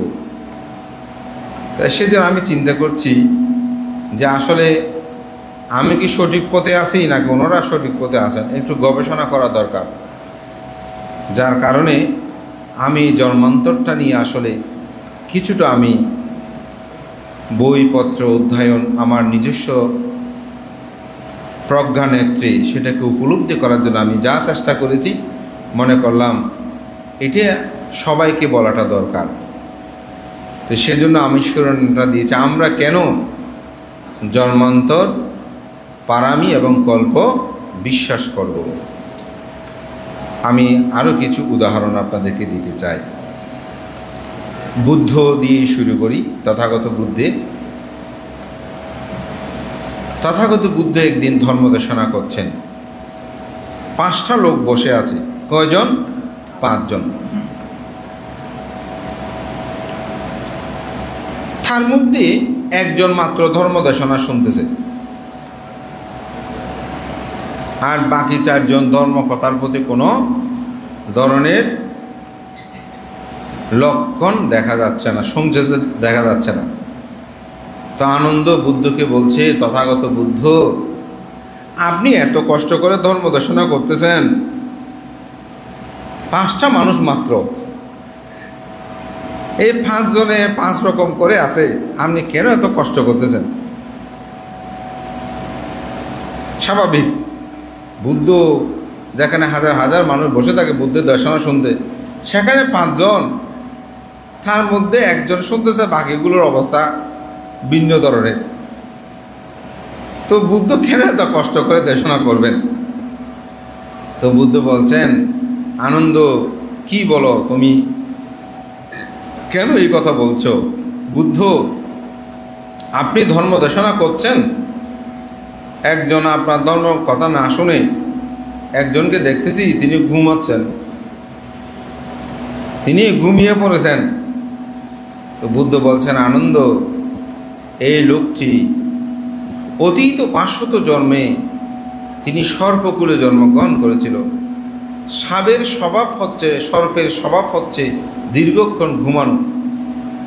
বোধহয় সে মানুষ হয়ে জন্মগ্রহণ করলেও জন্ম জন্মান্তরের সংস্কার সে পরিত্যাগ করতে পারে নাই, যার কারণে সে ধর্ম কথা না শুনে সে নিদ্রা যাপন করছে। ও সংস্কার নাই, যেটা বললাম জন্মান্তরের পারামি নাই। তথাগত বুদ্ধ আরেকজনকে দেখছি, আপনার ধর্ম কথা না শুনে সে নিচের দিকে তাকে মাটি করতেছে, মাটি কর্ষণ করতেছে। বলেছে তার কারণ কি? আনন্দ, এই মানুষটি অতীত 500 জন্ম কেঁচুকুলে জন্মগ্রহণ করেছিল, কেঁচুর স্বভাব সে পরিবর্তন করতে পারে না মানুষ হলেও, যার কারণে সেই মাটি কর্ষণ অর্থাৎ মাটি করতেছে আমার ধর্ম কথা না শুনে। তথাগত বুদ্ধ তৃতীয় আরেকজনকে দেখলাম, আপনি ধর্ম কথা বলতেছেন, সে খানিকক্ষণ ফাতা ছিঁড়ে খানিকক্ষণ উঠে একবার ওদিকে গিয়ে বসে, একবার ওদিকে দিয়ে বসে। আপনারাও দেখবেন এরকম স্বভাব কিছু, আমি ছোটোবেলায় এটা দেখেছি। ওই তাও এখন তো চড়াতে ছিঁড়ার সুযোগ নেই, যদি চাটাগুলো থাকতো তাহলে দেখতেন এখানে কতজনে ছিঁড়ে। আমরা দেখেছি চাটাগুলো স্তূপ হয়ে যেত, হ্যাঁ, পাতা ছিঁড়ে অনেকে এরকম, অথবা মোমবাতির প্যাকেট থাকলে, ধূপকাঠির প্যাকেট থাকলে এগুলো ছিঁড়তে ছিঁড়তে সেদিকে স্তূপ করে ফেলে, অনেক সময় এরকম হয়তো। তো বলছে সে অতীত 500 জন্ম বানর কুলে জন্মগ্রহণ করেছিল, কিন্তু বানরের মানুষ হয়ে জন্মগ্রহণ করলেও, বুদ্ধের সাক্ষাৎ পেলেও কিন্তু বানরের স্বভাব সে পরিবর্তন করতে পারে নাই। তথাগত বুদ্ধ আরেকজনকে দেখতেছি, সে আপনার ধর্ম কথা না শুনে সে আকাশের দিকে তাকিয়ে আছে।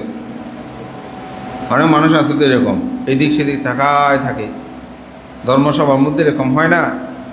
তো বুদ্ধ বলছে, আনন্দ, এই লোকটি অতীত 500 জন্ম নক্ষত্র গণক ব্রাহ্মণ ছিল, সে মানুষ হয়ে জন্মগ্রহণ করলেও কিন্তু তার অতীত জন্ম জন্মান্তরের সংস্কার সে পরিবর্তন করতে পারে নাই, যার কারণে সে আমার ধর্ম কথা না শুনে আকাশের দিকে তাকিয়ে আছে।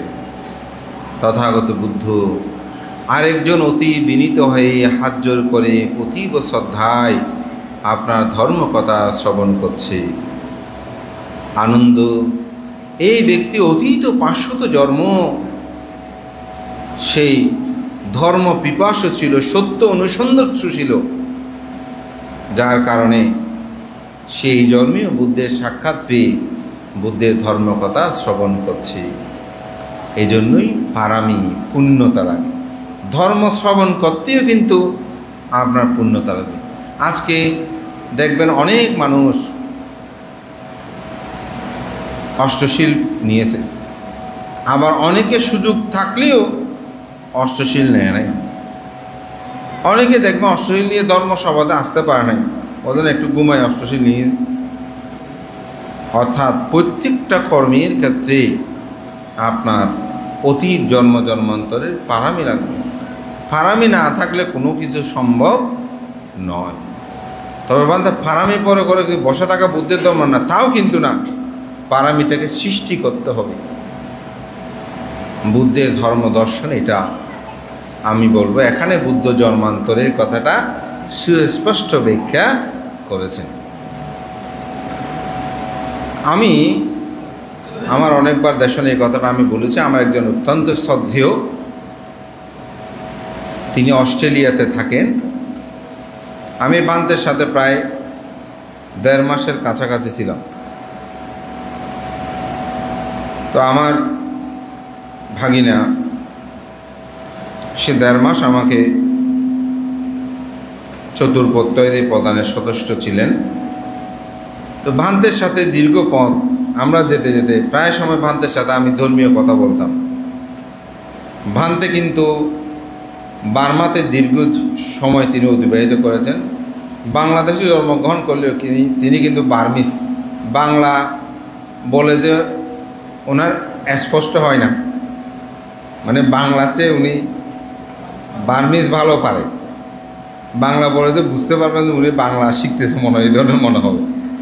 তো উনি খুব বিনয়ী এবং অসাধারণ একজন, বলবো ভিতরে জ্ঞান রাখে। তো আমার মস্ত বড় অনুষ্ঠানে কিন্তু সদ্য বানতে এসেছিলেন, আদিশ্য বানতে বলো ওনাকে। তো ভান্তেকে যেতে আমি প্রশ্ন করলাম, ভান্তে আপনি কি জন্মান্তর বিশ্বাস করেন? আমি ভান্তেকে প্রশ্ন করলাম যে, তো ভান্তে বলতেছে, লোকজিৎ, বৌদ্ধ ধর্মে কর্মবাদ অনেক কিছু আছে, কিন্তু আমি জন্মান্তরটাকে বিশ্বাস করি। আমাকে অন্য কিছু বিশ্বাস করো না করো, স্বর্গ নরক আমি জানি না, কিন্তু আমি জন্মান্তর বিশ্বাস করি। আমি বলতে কেন? তার কারণ হচ্ছে পরম শ্রদ্ধেয় প্রজ্ঞালোক পান্তের যে বিহারটা শ্রদ্ধেয় প্রজ্ঞাতীশ পান্তে প্রতিষ্ঠা করেছিলেন, রেঙ্গুন ধর্মদূত বিহার, আপনারা নাম শুনেছেন বার্মাতে যারা গিয়েছেন। আজকে যে আমরা ত্রিপিটক দেখছি, এই ত্রিপিটক প্রকাশের জন্য উদ্যোগ গ্রহণ করেছেন সেই পরম শ্রদ্ধেয় অজ্ঞ মহাপণ্ডিত প্রজ্ঞালোক মহোদয়। রেঙ্গুন ধর্মদূত বিহারে তিনি বৌদ্ধ মিশন প্রেস প্রতিষ্ঠা করেছিলেন। তো ওনার শিষ্য পরম্পরা একজন ছিল অতুল সেন বান্তে। তো অতুল সেন বান্তে মৃত্যুবরণ করলো। মৃত্যুবরণ করা, ওনার যে রুমটা ছিল, উনি যে রুমে মৃত্যুবরণ করেছেন, তো উনি অন্ত্যেষ্টিক্রিয়া দিয়ে শেষ হওয়ার পরে, তো ওখানে ওনার পরে যে ভান্তেটা ছিল, তো উনি রুমটাকে পরিষ্কার পরিচ্ছন্ন করেছেন।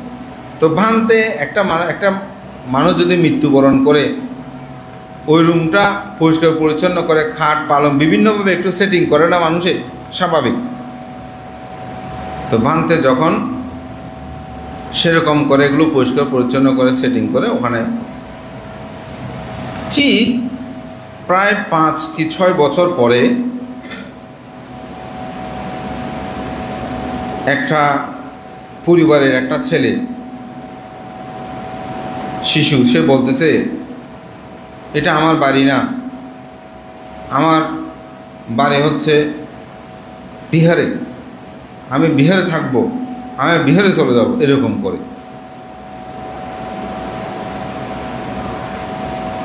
এখন মা বাবা বলে, মানে কথা বলার থেকে সে এরকম বলে।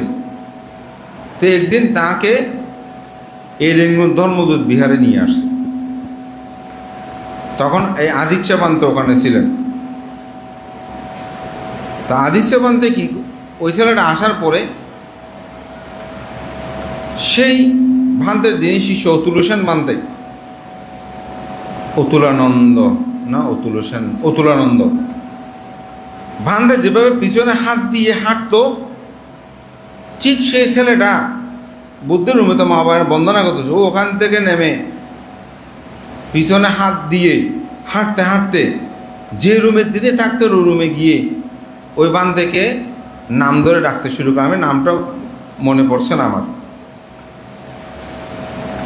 বলে যে, এই তুমি আমার রুমটা এরকম করেছো কেন? যেহেতু ও প্রায় সময় বাড়িতে বলে যে, এটা আমার বাড়ি না, আমার বাড়ি হচ্ছে, আমি বিহারে থাকবো, বিহার আমার বাড়ি, আমি ওখানে চলে যাব। সে আসার পর থেকে মা বাবা বা বিহারে যারা, ওরা সবাই তার দিকে একটু দৃষ্টি দিয়েছে, মানে সে এমন করছে কেন। তো ওখানে গিয়ে বলতেছে, এই আমার রুম তোরা এরকম এলোমেলো করেছিস কেন, আমি এখানে থাকবো এরকম। ওরা সবাই বলে যে লোকজিৎ, আমি সে থেকে বিশ্বাস করি আসলে যে জন্মান্তরটা কি। আপনি আমেরিকাতে বেশি দিনের কথা নয়, একটা সন্তান জন্ম এক স্টেটে, সে যখন কথা বলা শিখলো জানলো, সে বলে যে না তোমরা আমার মা বাবা না, আমার মা বাবা হচ্ছে অমুক জায়গায়। ও পুরো স্থানের নাম বলে দিয়েছে। শেষে ওকে প্লেনে করে ওই জায়গায় নিয়ে গেছে, ঠিকানা দিচ্ছে যে। ওখানে গিয়ে ওদেরকে জিজ্ঞাসা করছে, হ্যাঁ দেখা গেল যে ঠিক ওই 5 বছর আগে ওদের একটা সন্তান মৃত্যুবরণ করেছিল। মানে ওই পরিবার একজন মানুষ মারা গিয়েছে, সন্তান ওদের সন্তান, এখন ও বলে যে উনি আমার মা, উনি আমার বাবা। আপনি এটাকে কি বলবেন? এগুলো তো কোনো বানানো গল্প নয়, এগুলো বর্তমান প্রেক্ষাপট। এবং আমাদের নালন্দায় একটা ম্যাগাজিন শুধু জন্মান্তর দিয়ে আমি যেগুলো কোটেশন দিয়েছি আপনাদেরকে, ওখানে এরকম অনেকগুলো উদাহরণ কিন্তু রয়েছে। আপনি কি এগুলোকে অস্বীকার করতে পারবেন? কোনোদিন অস্বীকার করা যাবে না। তবে আমরা আমাদের চর্মচক্ষু দিয়ে আমরা সব কিছু দেখি না। যেমন পান্তাবাসে ব্যাকটেরিয়া আছে, পান্তাবাস সামনে দিলে কি আপনি খালি চোখ দিয়ে বলতে পারবেন? তো এটা দেখার জন্য একটা কী লাগবে? যন্ত্র লাগবে, হ্যাঁ, মাইক্রোস্কোপ লাগবে। ওইটা দিয়ে আপনাকে কী করতে হবে? এটা দেখতে হবে, তারপর আপনি বলবেন যে এখানে কী কী আছে। আমাদের শরীরে কিডনি চলে যাচ্ছে, ঠিক না? বিভিন্ন ক্যান্সার ও রোগ ব্যাধি হচ্ছে। তো আপনি তো নিজের শরীর নিজে সব কিছু জানেন, ঠিক না? এই শরীরে যে ক্যান্সার ব্যাধি হচ্ছে, কিডনি ড্যামেজ হয়ে যাচ্ছে, সেটা কেন আপনি বলতে পারেন না? কারণ আপনার জ্ঞান দিয়ে, আপনার চোখ দিয়ে আপনি পৃথিবীতে সব কিছু দেখবেন না। তা আমি বলবো, জন্মান্তর বিশ্বাস করলে কি আমার কোনো ক্ষতি আছে? জন্মান্তর বিশ্বাস করে কি আপনাকে পাপ করতে বলতেছে? জন্মান্তর স্বীকার করতে আপনাকে ভালো কাজ করার কথা বলতেছে। বুদ্ধ ধর্ম দর্শন যদি আপনি বলেন, এখানে জন্মান্তর স্বীকার করা আপনাকে কোন খারাপ কাজটা করতে বলতেছে একটু বলেন তো। তো সুতরাং যে কাজটা আপনার ক্ষতির কারণ নয়, আপনি সেটাকে স্বীকার করে চলতে অসুবিধা কোথায়? আমি সেদিনের একটা দেশনায় গত কয়েকদিন আগে আমাদের সুনীল বাবুর একটা কথা বলেছি। সেটা হচ্ছে সদ্য বনবান্তে যখন দেশনায় বলছেন তোমরা মদ না খেয়ে 1 চামচ দুধ খাওয়া বেঁচে থাকবে, মদ খেলে মারা যাবে। দেশনার বিষয় ছিল সেটা। আর আমরা সবাই পাগল হয়ে গেছি, বাঁচতে হলে 1 চামচ হলে দুধ খেতে হবে। তো পুরো চাঁদগাঁও এখন দুধ শেষ, তারপর বদ্রার থেকে আনা শুরু। আমি তো সারা রাত কি ঘুমাবো? বিদেশ থেকে শুধু ফোন করতেছে বানতে, আমার মা বলতেছে কি নাকি দুধ খাওয়ার জন্য। এখন আমাকে তো ভিডিও কলে রেখে দুধ খাওয়াচ্ছে। আসলে বান্ধে ঘটনা কি আপনি কিছু জানেন? এটা কি বলেন? হ্যাঁ, হুলস্থুল কারবার হয়ে গেছে। এখন ছেলেরা তো একটু স্বাভাবিক, এগুলো কি বলে? মা নাকি ভিডিও কল দিয়ে ধরে আছে, না ওহো তুই না কাউ দুধ তুই আর দাহাই হা। ওহো মা তো কোথায়? এমনিকে কার রাতে 2টা-1টা বাজে, ওখানে ওদেরকে ঘুমাতে দিচ্ছে না। এখন মা ফোন দিচ্ছে, স্বাভাবিক।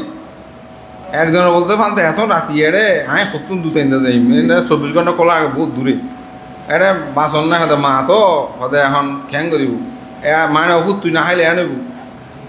তো আসলে বানতে ঘটনা কি? তো তখন আমার একটা পরিচিত বানতে ছিল, তো ওনাকে আমি ফোন দিলাম। তো উনি আমাকে বিষয়টা বললো, বলতে বানতে আসলে মূলত বনবান্তে একজনকে বলতেছে যে মানে মদ না নহাবি, ওই সাংমা ভাষা বলতেছে মানে 1 চামচ দুধ খা তাহলে তুই বাঁচবি, মদ খেলে মরবি। এখন মদ খেলে মরবি এটা বাদ গেছে, দুধ না খেলে মরবি এটাই এখন প্রচার হয়ে গেছে। দুধ যদি না খাস 1 চামচ তাহলে মরবি, এটাই প্রচার হয়ে গেল। আচ্ছা যাক, এর একদিন পরে আমাদের সুনীলবাবুর সাথে আমার দেখা হলো, আমাদের প্রকৌশল। তো মাঝে মধ্যে তখন বসে একটু আলাপ করতাম। তা আমি বললাম, উপসক কালকে তো খুব আমাদের চাঁদগাঁওতে মানে এখানে গরুর দুধ বা এখানে ফ্যাক্টরি যত দুধ কোনো অবস্থা পাওয়া যায়নি, আপনি দুধ খেয়েছেন। তো বর্ধমান তো, হ্যাঁ আপনার উপসিকও আমার জন্য 1 কাপ দুধ নিয়ে আসছে, এসে বলতে দুধ খাও। তা আমি বললাম কেন? বলতে বনবান তো এরকম বলেছে। তো আমি চিন্তা করলাম ওর সাথে যদি আমি কথা বাড়াই আরও বাড়বে, সমস্যা হবে। তো তার চেয়ে বরং দুধ তো ভালো জিনিস, খেয়ে ফেললে অসুবিধা কী। তো বান্ধা আমি ওই অর্থে দুধ খেয়ে নিয়েছি, আর আমি কিছু বলি নেই। এখন ওরা এটা বলতেছে, আমি ভাবতেছি এটা তো ভালো জিনিস। তা আমি বলবো এই কথাটা কিন্তু একটা জ্ঞানের পরিচয় আছে।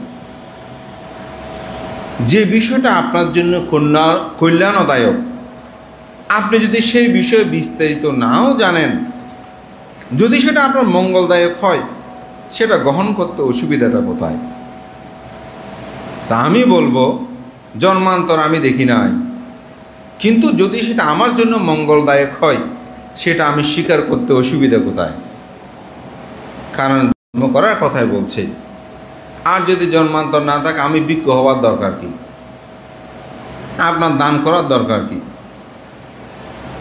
আপনি সুশৃঙ্খল হয়ে চলার দরকার কি? চুরি না চলতে পারলে হয়ে গেল। আমার শক্তি যেরকম আছে সেরকম দেখিয়ে চলতে পারলে হয়ে গেল। তো এমন অনেক আমাদের, আমি কি বলবো, অনেক এরকম আছে জন্মান্তর এগুলোকে স্বীকার করতে চায় না। তাহলে দান ধর্ম, এই যে আমরা পুণ্য দান করি, দাং বই হাতে নাঙো, তো বলছি না পুণ্য দানে কোনো অর্থ আছে? কোনো কিছু নাই। সর্বশেষ বিখ্যাত বর্তমান সময়ের বুদ্ধ পণ্ডিত, যিনি বুদ্ধ ধর্মটাকে এখনো বিশ্ব মাজারে পরিচয় বহন করে চলেছেন, সে মহর্ষি দালাই লামা। তার একটি অসাধারণ উক্তি, এই পৃথিবীটাকে সুন্দর করে রাখা খুব দরকার, কারণ এই পৃথিবীতে আমি আবার জন্মগ্রহণ করব। আনকুট। কে বলছে এটা? দালাই লামা। এই পৃথিবীটাকে সুন্দর করে রাখা দরকার, কারণ এই পৃথিবীতে আমি আবার জন্মগ্রহণ করব। কত কত গভীর কথা না? তো আমি যদি জন্মান্তরকে বিশ্বাস করি, স্বীকার করি, তা আমি পৃথিবীতে আবার আসবে, পৃথিবীটা সুন্দর করে রাখার জন্য আমার একটা প্রচেষ্টা থাকবে। অসুবিধাটা কোথায়? আমি বলবো বুদ্ধের এই আদর্শ শিক্ষা আর এই জন্মান্তরটা দুঃখ বলেই তো বুদ্ধ নির্বাণের কথা বলেছেন। সেখানে বুদ্ধ কি বলছেন? কিনাং পুরাণাং নাবাং নাত্তি সম্ভাবাং বিরত্তা চিত্তা আয়াতিকে ভাবাসবিং তে কিনা বীজা আবিরুল্লাহি সন্ধ্যা নিভ্রান্তি ধীরায়তাইং পাদিব। বুদ্ধ এখানে বলছেন যত আত্মসাধনার মাধ্যমে তৃষ্ণা শেষ, এরকম আমরা অনেক সময় বলি না? কি সংসার সংসার, দুঃখ দুঃখ, তৃষ্ণা শেষ, মরতে লেখু ভালো হইতো, ফেলবেন, লবণ পানি দেবেন, ঠিক না? ওইটা যদি মাটির মধ্যে রাখেন ফুটবে। এই জগৎ অনিত্য, দুঃখ, অনাত্মা। এই অনিত্য, দুঃখ, অনাত্মা জ্ঞান যখন উৎপন্ন হবে, ওই মরিচ লবণ যা দিয়েছেন বলছে ওই রকম যখন উৎপন্ন হবে, তখন আপনি আর পুনর্জন্মগ্রহণ করবেন না। এই পুনর্জন্মগ্রহণ না করলেই জন্ম দুঃখ, জরা দুঃখ, ব্যাধি দুঃখ, মরণ দুঃখ, স্কন্ধ দুঃখ নিরূত হবে। তাই আমাদের জন্মান্তর বিষয়টাকে স্বীকার করতে হবে যদি আপনি একজন বুদ্ধ হন, এবং সেটিকে নিরোধ কর।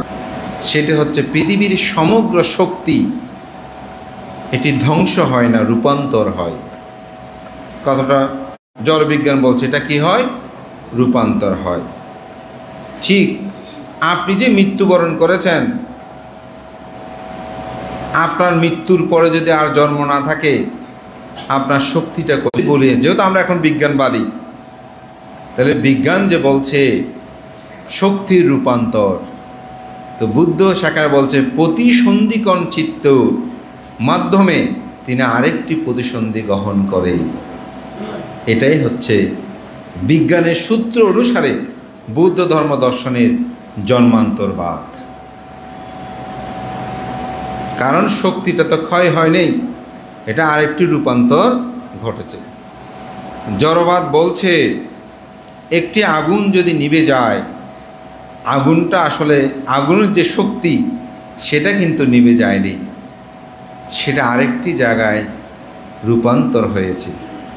ঠিক আমাদের চিত্ত প্রবাহ এটি কিন্তু বিলীন হয়নি, এটি আরেকটি জায়গায় গিয়ে প্রতিসন্ধি গ্রহণ করেছে।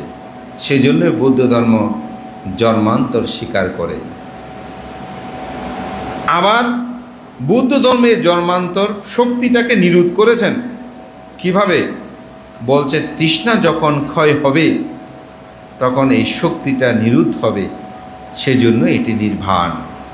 আমাদের সকলের কাম্য হোক আমরা যেন এই জন্মান্তরকে নিরোধ করে আমরা দুঃখ মুক্তির পথে যেতে পারি।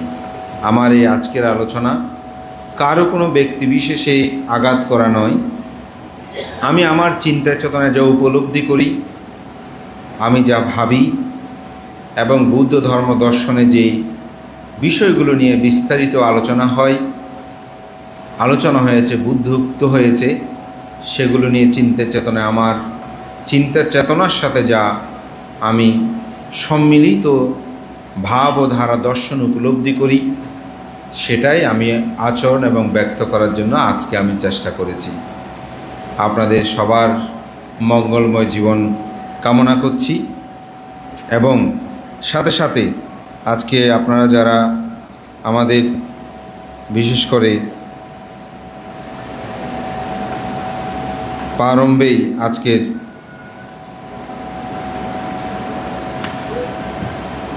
আপনাদেরকে পানীয় দান করেছেন, এবং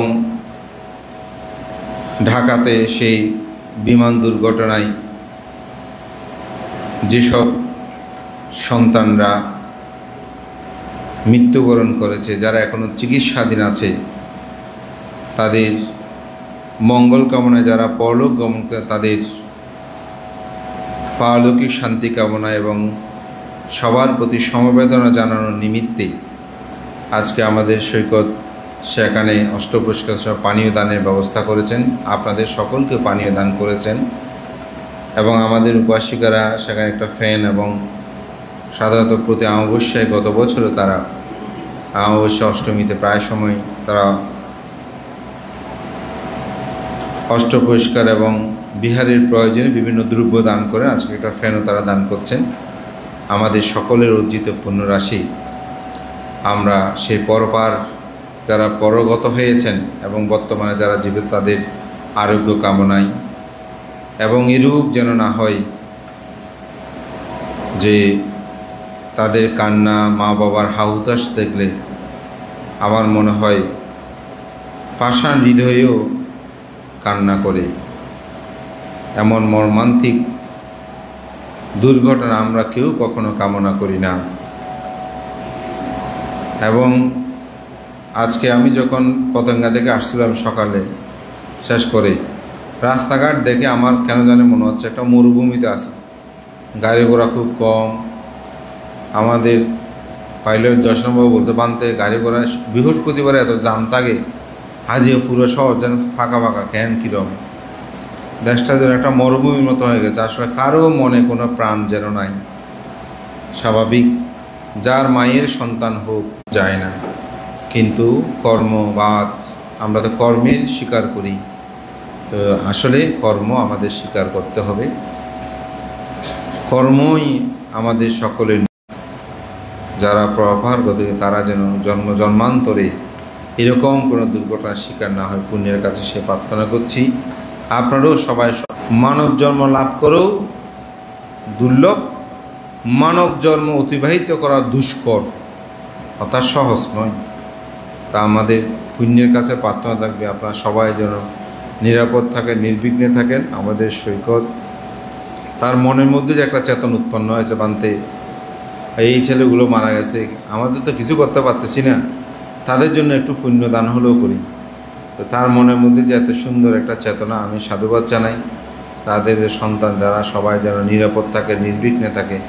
আজকে আপনাদেরকে এখানে অনেক উত্তম পানীয় আদি দান করেছেন, তাদেরও পরিবার উত্তর শ্রীবৃদ্ধি কামনা করে। এবং আমাদের উপাসিকারও এখানে তারা প্রতি বছরে বিভিন্ন কিছু দান করেন। আমরা যে মাইক্রোফোনে কথা বলতে গত বছর এটা দিয়েছিলেন, তো এটার পর থেকেই খুব ভালোভাবে অন্তপক্ষে আমরা সাউন্ডের তেমন বেশি সমস্যা হয় না।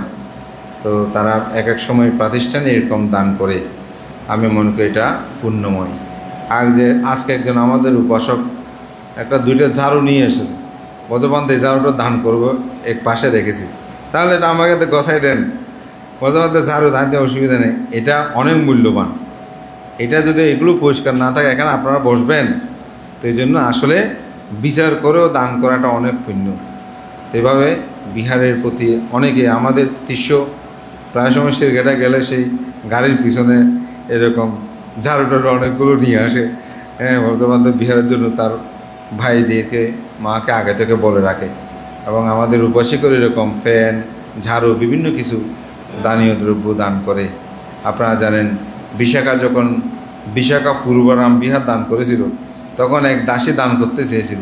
সে ঘুরতে ঘুরতে দেখে কোনো কিছু নাই, সব পরিপূর্ণ, খালি কোনো কিছু নাই। কিন্তু বাথরুমে টয়লেটে যাওয়ার সময় দেখতে একটা পাপোশ নাই। বলে বিশাখা মা, একটা পাপোশ অমুক জায়গায় এটা খালি আছে, বলছে এটা আমি দান করতে চাই। বলছে না, তো আনন্দের পরামর্শে সেখানে সেটা দান করেছিল। তো আজকে বহুবিধ দান কর্ম, এটাকে সাধুবাদ জানিয়ে অনুমোদন করি। সবার নিরাপদ নির্বিঘ্ন জীবন হোক। আমি বলবো আমরা যেন জন্মান্তর বিষয়টাকে স্বীকার করে বুদ্ধের ধর্ম দর্শনের আলোকে আমাদের জীবনকে মৈত্রীময় চেতনায় অতিবাহিত করে শীল সমাধি প্রজ্ঞার আচরণে এই দুর্লভ মানব জীবনকে সার্থক করে নির্বাণ সাক্ষাৎ করি, এই প্রত্যয় ব্যক্ত করে আমার নাতি দীর্ঘ ধর্মকথা এখানে শেষ করছি। জগতের সকল প্রাণী সুখী হোক।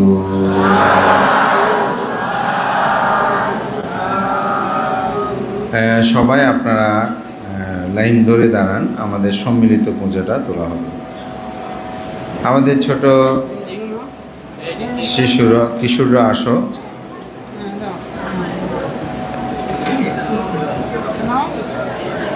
এই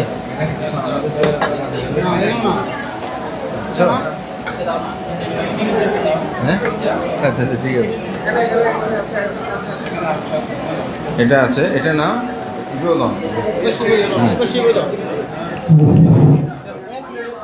আপনারা 3টা লাইন আসলে ধরা যায়, 3 লাইন ধরলে ওরা ঘুরতে সুবিধা হয়।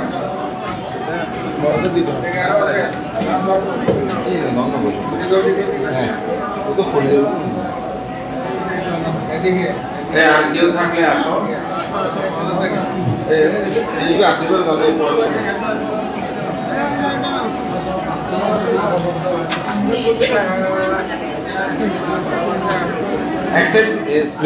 শক্ত নয় তো আহতলাই এইভাবে দন। হ্যাঁ, এইটা দেন, এটা দেন উপাসক, ইবেন দন প্লেটিয়ান দেন, এইভাবে পড়ে যাবে প্লেটিয়ান নরম তো, তাহলে প্লাস্টিক দেন। ও না অনেক লাইন 3টা করনি, হ্যাঁ ইনাতে এইভাবে পুরি এইভাবে বাইরে যাবে, তাহলে সুবিধা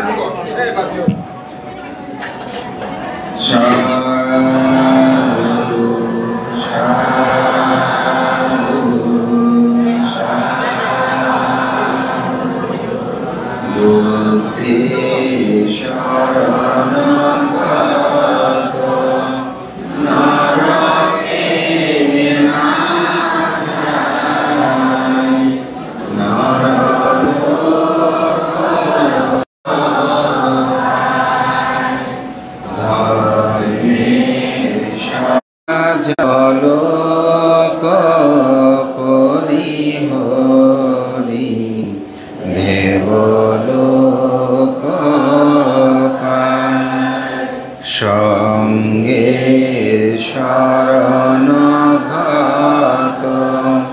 নরকি দেবলোক ভূদরকন্ধর কিংবা জনহীন গণ শান্তি হেতু লয় লোকে সহস্র বর্ণগন্ধ গুণযুক্ত কুসুম পধানি পূজিতেছি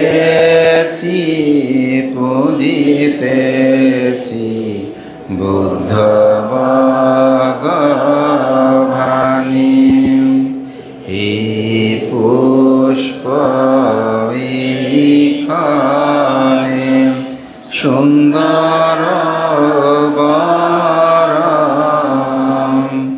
মনোরম গন্ধ তার সুন্দর গঠন কিন্তু শীঘ্র বর্ণ তার হইবে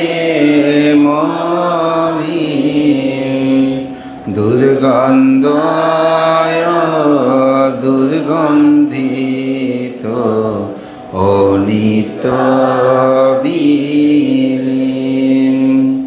এইরূপ জরাজর সকলে অনিত্য সকলে দুঃখের হেতু সকলে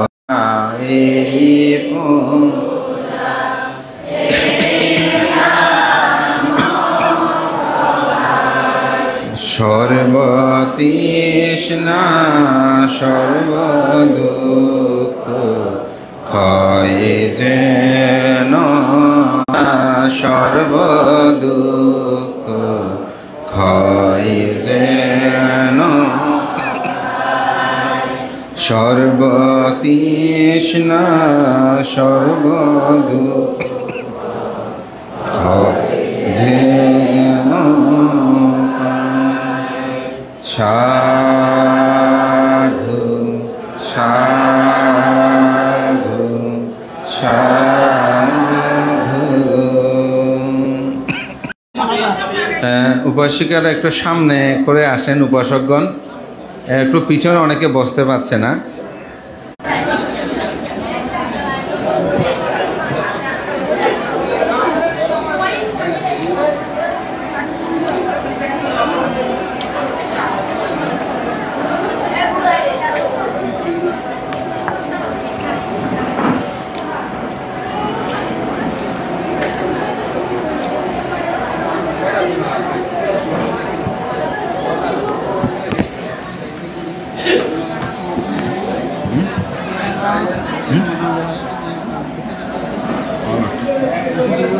সমাধানের কথা বলে দেন।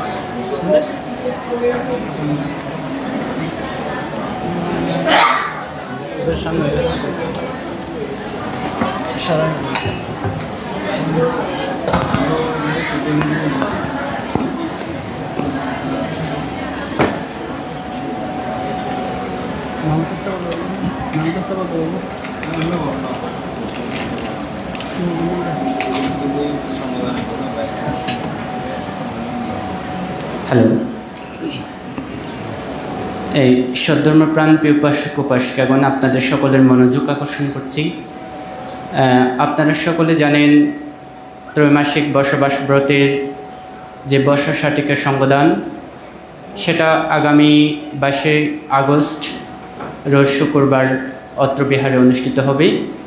আপনারা সকলে আর্থিক কায়িক মানসিকভাবে সহযোগিতা করে আমাদের বর্ষাটিক সংবিধানটা উদযাপনের জন্য আপনারা সহযোগিতা করবেন। উপসতিক সংবিধান সহযোগিতা করবেন উপসতিক সংবিধানের জন্য।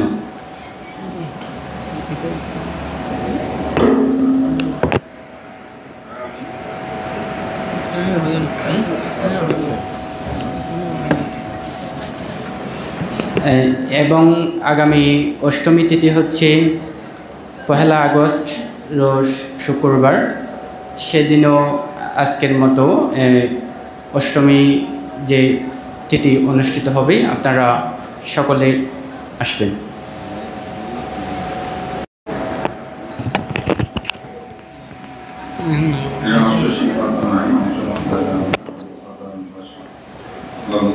শিক্ষক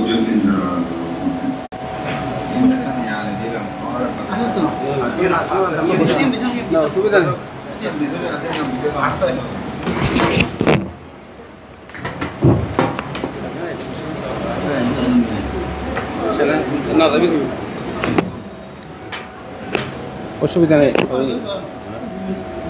ইয়ারাই তো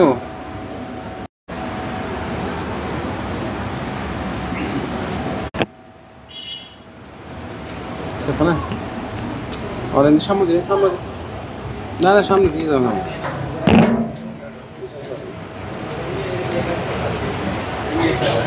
এই ভাষা এই ভাষা এলে তখন লাইক না যাবে আর পাল্লা লাগছে ঠিক আছে না বলতে ওই না সাধু সাধু সাধু নমো তাস্সা ভগবতো অরহতো সাম্মা সম্বুদ্ধাস্সা নমো তাস্সা ভগবতো অরহতো সাম্মা সম্বুদ্ধাস্সা নমো তাস্সা ভগবতো অরহতো সাম্মা সম্বুদ্ধাস্সা বুদ্ধাং বন্দামি ধম্মাং বন্দামি সংঘাং বন্দামি আহাং বন্দামি সর্বদা দ্বিতীয়ম্পি বুদ্ধাং বন্দামি ধম্মাং বন্দামি সংঘাং বন্দামি আহাং বন্দামি সর্বদা তৃতীয়ম্পি বুদ্ধাং বন্দামি ধম্মাং বন্দামি সংঘাং বন্দামি আহাং বন্দামি সর্বদা ওকাশ বন্দামি ভান্তে সংঘং দ্বারাত্তায়েন কাতাং সব্বং অপরাধং কমতু মে ভন্তে সংঘ দ্বিতীয়ম্পি বন্দামি ভান্তে সংঘং দ্বারাত্তায়েন কাতাং সব্বং অপরাধং কমতু মে ভান্তে সংঘ তৃতীয়ম্পি বন্দামি ভান্তে সংঘ দ্বারাত্তায়েন কাতাং সব্বং অপরাধং কমতু মে ভান্তে সংঘ মায়াং ভান্তে সংসারকান্তার